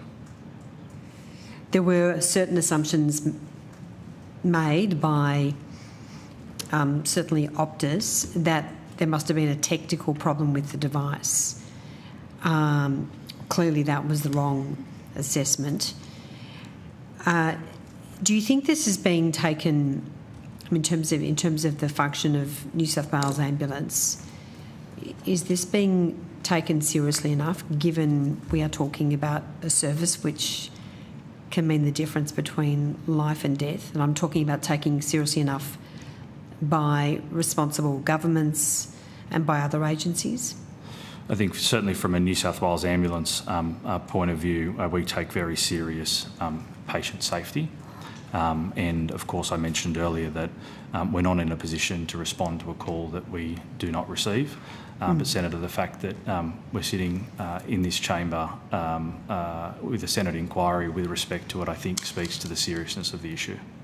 I'm not suggesting that you don't take this extremely seriously. I'm talking about governments and other regulators across the board, because today even we've heard evidence from Optus that there is no certainty in relation to backup arrangements. So there are lots of issues with camp-on arrangements and other technical challenges. There doesn't seem to be any clarity at all as to when we are going to know for certain that someone, if a call to 000 fails, then there will be a backup system that works. Yes, Senator. Similar to Commonwealth regulation, I'm also not a subject matter expert in telecommunications and the technical side of things, but I can assure you that from a New South Wales Ambulance point of view, we've got well-established business continuity plans in the event of an interruption to our service. And what do you think about the idea of having the ability to ensure that for emergency services, that when you need to make a phone call or send a message, that you're not going to encounter issues? And I'm talking about connectivity issues as well. I mean, your communications are critical, aren't they? They most certainly are, and New South Wales Ambulance has a number of different mediums, for want of a better term, to be able to contact our paramedics. That's through both mobile phone, which carry dual SIM redundancy, so both a Telstra and Optus SIM is within the vehicles themselves in two separate phones. There's also, in some regional and remote locations, satellite phones, which also provide that extra layer of redundancy. And of course, we are in regular contact with our paramedics through radio, through what we call the PSN network.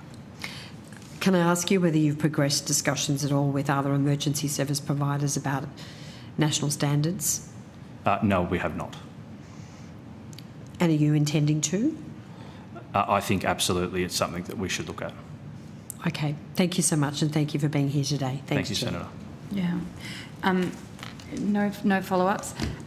Thank you very much. I think you've given us lots to think about, and I now have more questions for some of our federal agencies. So I appreciate the evidence you've given today. And if you can take on notice, as you did, getting us some of that communication back, particularly in relation to ACMA, that would be helpful. Thank you, Senator. Will do. Thank you. Thank you. We're just going to suspend while we work out what's happening with our next witness.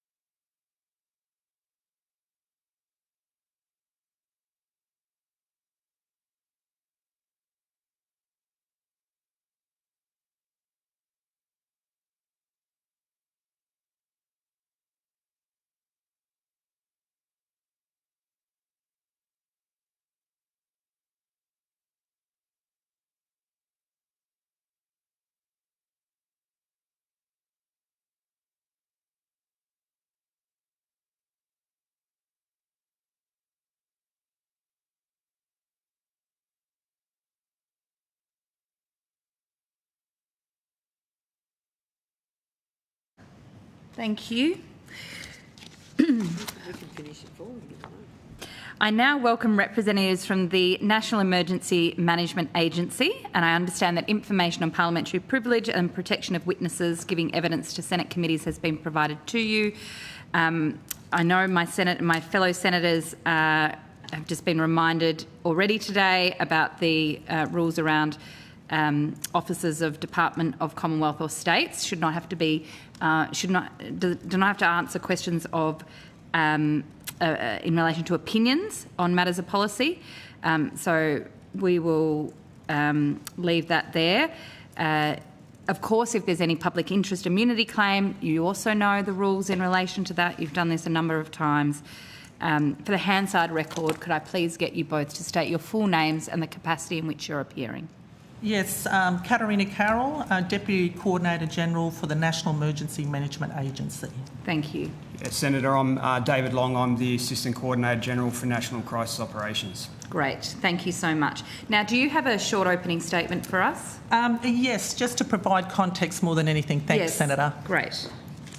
Thank you. As indicated, I'm Katarina Carroll. I am the Deputy Coordinator General for Emergency Management and Response.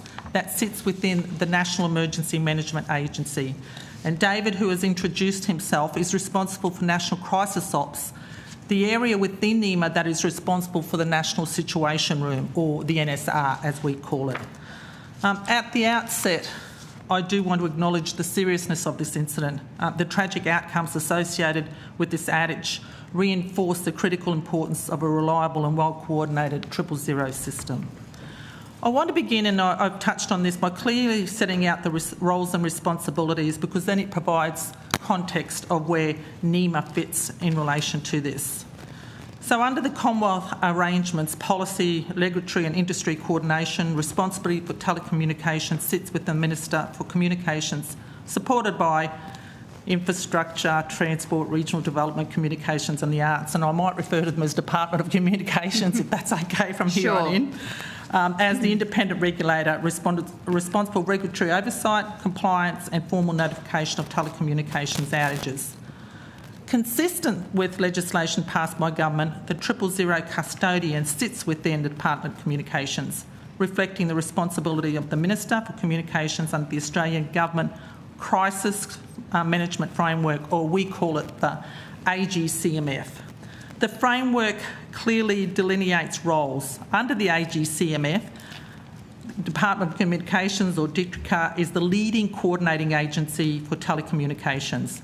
NEMA is an enabling agency, supporting national coordination where the consequences of a hazard are nationally significant. As per the AGCMF, then NEMA does not wear the responsibility for operating networks, regulating telcos, managing devices or notifying the public. We also do not have the direct industry engagement mechanisms with telecommunications providers that the Department of Communications does hold. The role is very different. The National Situation Room is a 24/7 situational awareness and coordination capability. Its purpose is to ensure that when events threaten lives and safety, information is shared early, risks are escalated appropriately, and governments and agencies are aligned. In the case of a nationally significant telecommunications agency, such as the one on September 2025 Optus and 000 outage, NEMA's role is not one to address the technical fault, but to support coordination around the consequences of the hazard. In this case, a telecommunications outage impacting access to 000. In practical terms, where requested, the NSR would support whole of system situational awareness, notify relevant Commonwealth stakeholders consistent with our coordination role, and prepare or convene a national coordination mechanism, or NCM as we call it, at the request of the department.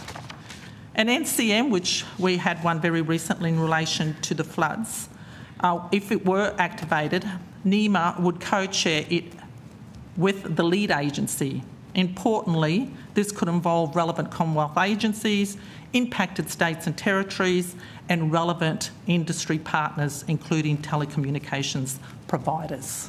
And Senator, I'll leave it at there. Thank you. Okay, thank you. We just had New South Wales Ambulance in front of us, and apologies because you were on your way here, you wouldn't have got to see their evidence. But the point was made to us that there's no national standards for how various emergency agencies in each of the states and territories deal with these issues, such as the Optus outage, or in particular, we were talking to New South Wales about the incident relating to TPG and a customer who died after not being initially able to call through 000. Is that lack of national standards, is that something that's been raised at your level, and is that something that you would see would fit under your remit? Thank you, Senator.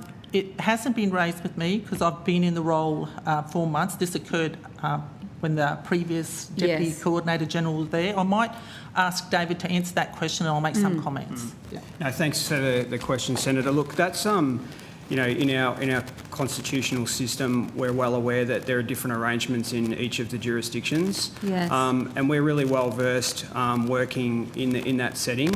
And whilst every state and territory does respond to these things differently, we understand the arrangements under which they operate. But at the Commonwealth level, the way we coordinate when we're required to assist those jurisdictions as partners is one system. So in terms of this, if one jurisdiction was going to respond in a different way to another, it wouldn't have a material difference in the way that we would coordinate any assistance that was required of us. And Senator, if you don't mind, I might add to that. In terms of even emergency arrangements, every state does it very, very differently. But when they have reached capacity or their capability is exceeded, they come to NEMA and the federal government, and as such, we then coordinate, that next level. So to David's point, irrespective of what procedures they have at the state level, once they reach that point, it is escalated to us and we would employ that same mechanism to coordinate what we needed to do. Can I ask about coverage? Because I imagine you are best placed to have a kind of bird's eye view of knowing where the black spots are effectively, of where connectivity, somebody who needs to call emergency can't do it because there's just no coverage there, or there's limited, it's only one provider, so what happens if that goes down? I guess I'm trying to understand. I'm hoping you've got that overview, and if you don't, where do we get it? Because no one's been actually able to provide that to us yet. Yeah, thanks, Senator. Where there are black spots in terms of communications, mobile coverage, etc., is not something that NEMA specifically tracks, because that would sit in the communications portfolio. So I think that's a question best asked to that department. But just to reinforce the sort of earlier points that we made, regardless of that, we are always ready to assist the states and territories where an emergency may exceed their capability or capacity as a result of an outage. And there's well-placed systems, well-established systems now to do that. And interestingly, we also have the national NJCOP, which is a situational awareness of what's happening around the country. A whole heap of databases feed into that. And we pick up a lot very early in the piece on social media, etc., and then we can also make further inquiries as a result. So we don't have the coverage of where there's network blackout, blackout areas, etc., but we certainly do have mechanisms that give us information sometimes very early. And is there work that is being done outside the traditional carrier to emergency connect? Is there? I know there's some trialling of kind of text messaging. Are you involved in any of that? Do you, Senator, mean the national Oz Alert as it's been announced today? Well, I wanted to ask you about Oz Alert. So, yeah, maybe let's start with that. What's your involvement with Oz Alert? Certainly, the lead on that is NEMA, working closely with Ditrica in relation to that. It is a new national messaging system, in some ways similar, but very unlike the current messaging system. It is not text-based, it's cell, and what that means is, irrespective of what carrier you have, if there's other towers in that area, that broadcasting will pick up, immediately. It will come to you in a form, not through text, it comes to you on your mobile, and it will immediately inform you of the dangers, etc., what action you need to take.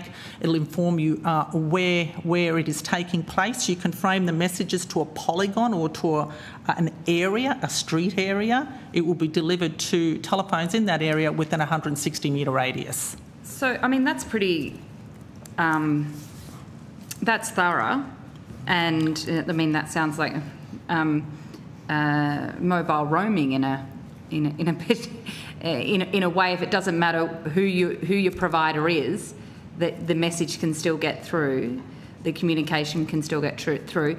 Is that Oz Alert only one way, one direction? Yes, at this stage. I'm not a technical person, so yes. That's correct. So it is an interface that emergency services will get on. They send a message through what is called a cell-based entity, and that's the interface. It then goes via the towers to the mobile telephones. Yeah. So, I mean, it seems to me that if you can send it one way, you can surely send it the other way. I would have to refer that to the technical people on the project, so I can't answer that. Yeah. Okay. Senator Henderson. Thank you very much, Chair. So, look, I just want to go back to this issue of the national standards. There clearly is a lot of different internal processes, particularly with emergency services, when they find out that there's a problem with 000. Have you had a look at this, or is there any work underway to implement a stronger national framework? Yes, thanks for that question, Senator. So we've done a number of things since this incident. So one was to carry out an exercise, it was called Exercise Disconnect Reconnect, and that was a discussion exercise where co-chaired between NEMA and Department of Communications, where we discussed the lessons that could be learned from that. So this was a meeting? It was an exercise. An exercise. A discussion exercise that occurred post that occurred in October. That was an opportunity for us to... So it was Operation Disconnect Connect? Disconnect Reconnect it was called. Senator. Disconnect for Reconnect, but was it an operational training exercise, or it was a meeting? It's essentially a meeting, so a discussion exercise, as we call it. I've never heard of a meeting called a discussion exercise. That's why I thought maybe it was a training exercise. Yeah, so essentially a meeting, Senator. Right. Where we... I mean, that's taken bureaucracy to a whole new level, surely. Yeah, so anyway, continue. That's okay. In that... are we having a discussion exercise now as well? In that exercise, it was a very good opportunity for the two departments to come together to discuss what the lessons learned out of that were. So at a high level, we looked at information flows between the carriers, the regulators and the coordinating agencies, thresholds for escalation, which is very important from a NEMA perspective, interactions between the 000 custodian, Department of Communications, the regulator, ACMA and NEMA, and then life safety prioritisation during outages such as that September 25 outage. From that, we agreed that there needed to be some refinement to notification protocols. But as you're aware, since then, the new protocol has come in for disruption in November, which now means that NEMA is alerted for not just telecommunications outages, which have a locally significant impact, but also outages which result in inability to call 000. Well, in fact, aren't they the new... They are the regulations which were actually announced in April of last year, but they didn't come into force until the 1st of November. That's Is that correct. what you're referring That's correct, to? Senator, yes. So for 6 months we had these regulations, but the government did not put them into place. Yeah, Do you have concerns about that? all I can say to that, Senator, is that once they were initiated, they've taken immediate effect, and we've started getting those notifications from the telecommunications entities, and that allows. But why did you make any recommendation? I mean, we know and we've heard previous evidence from ACMA that they acted on the minister's direction, but did NEMA make any representations at any time that those rules should be put into effect immediately, so that you immediately start getting those alerts rather than basically waiting 6 months until the regulations came into force? Yes, Senator. At my level, I'm not aware that any recommendations were made around that. However, I can say that at the time they were initiated, it's had an immediate impact, and we are now getting that important information, which is allowing us to assess with the Department of Communications when something is nationally significant, and at being able to take those immediate actions, which include convening a national coordination mechanism and making sure as NEMA as an integrator are connecting the right stakeholders and ensuring that outages are resolved as quickly as possible. Okay, so just going back to your discussion exercise, your meeting, could you please provide on notice any briefing notes or any notes or minutes taken out of that meeting, or any other materials used during that meeting to support your discussion exercise? Yes, we'll do, Minister. Sorry, I'm still coming to grips with the notion of a discussion exercise. And so since the 1st of November, when you're getting those alerts, have you got any examples of where there has been nationally significant alerts where you have been able to act immediately, and what action have you taken? Senator, I'm not aware of any alerts that have come in so far that have been nationally significant, and we certainly haven't convened any national coordination mechanisms to that effect. But what I can do is also take that on notice and make sure that we provide to you all notifications that we have been provided that could potentially be considered nationally significant. And we heard today also evidence from Optus. Did you have a chance to listen to that evidence this morning?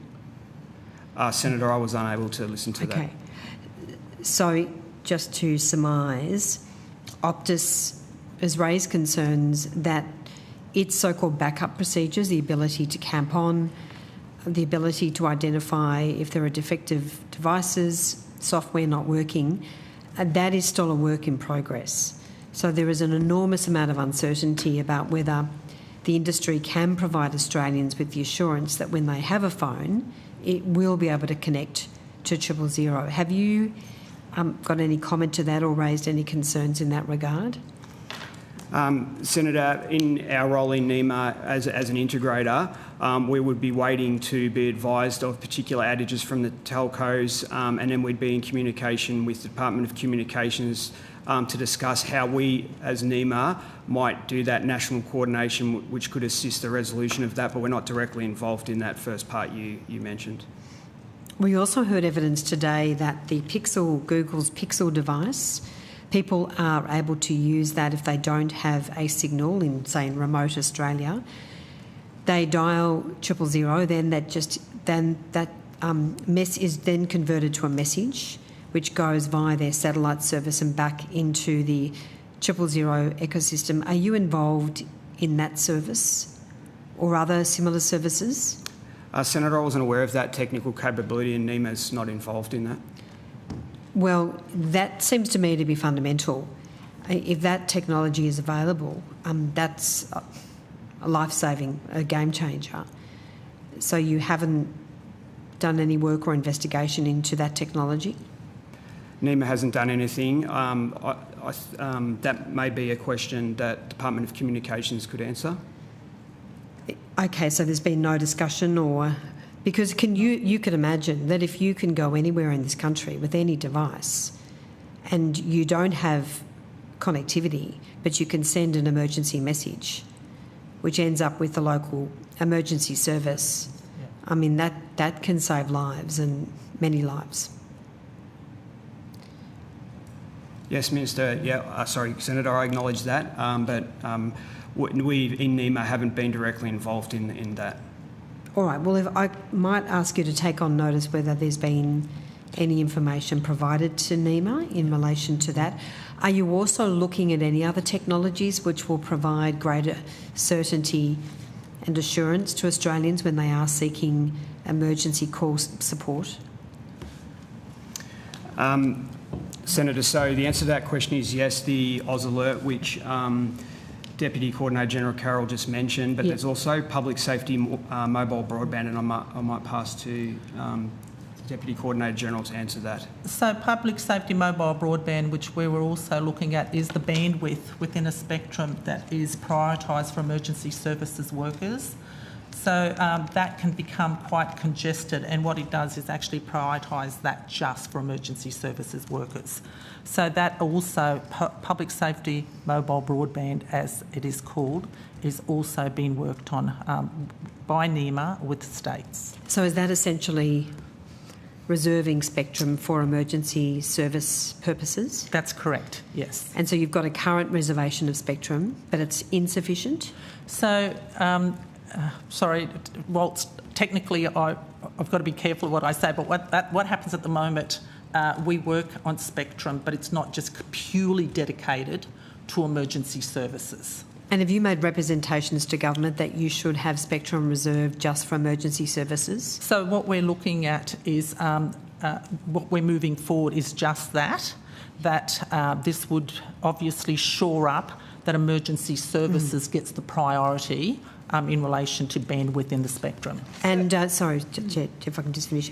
And so, obviously, the allocation and the purchasing of spectrum is a very big issue right now.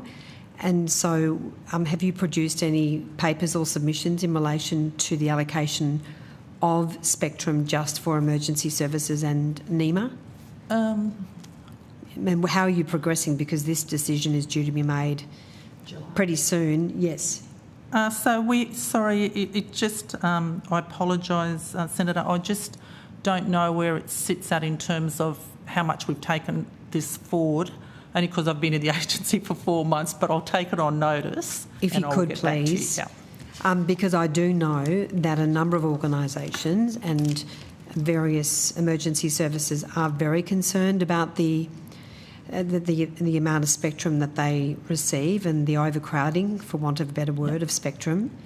And they are seeking for a reservation of spectrum for emergency services, so I'd be very grateful if you could provide us with any other information in that regard. Yes, definitely. And as I said, we are, working on that with the states, and critically important, and I'll just find you where it's at and what work has been done.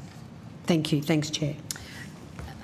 Just on that spectrum reservation matter, so can you just give me a sense of, what other services or users are in that particular band?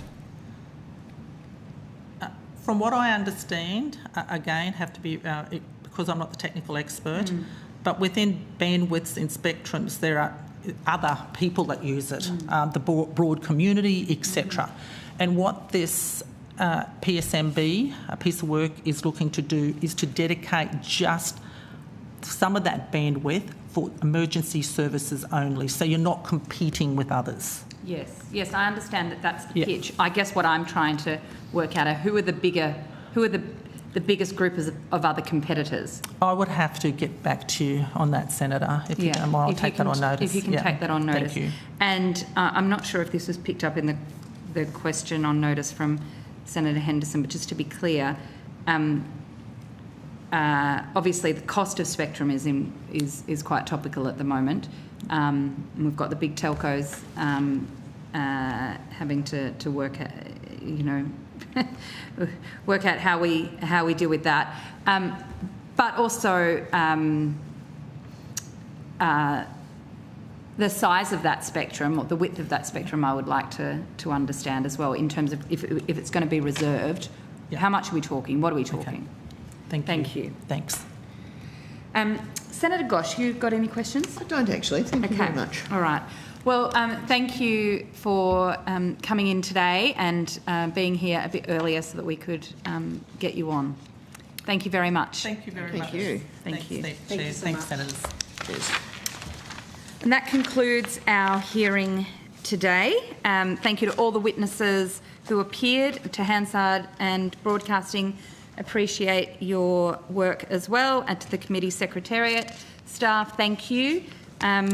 And we will close the meeting, the discussion exercise, right here, right now. Thank you. Thank you very much.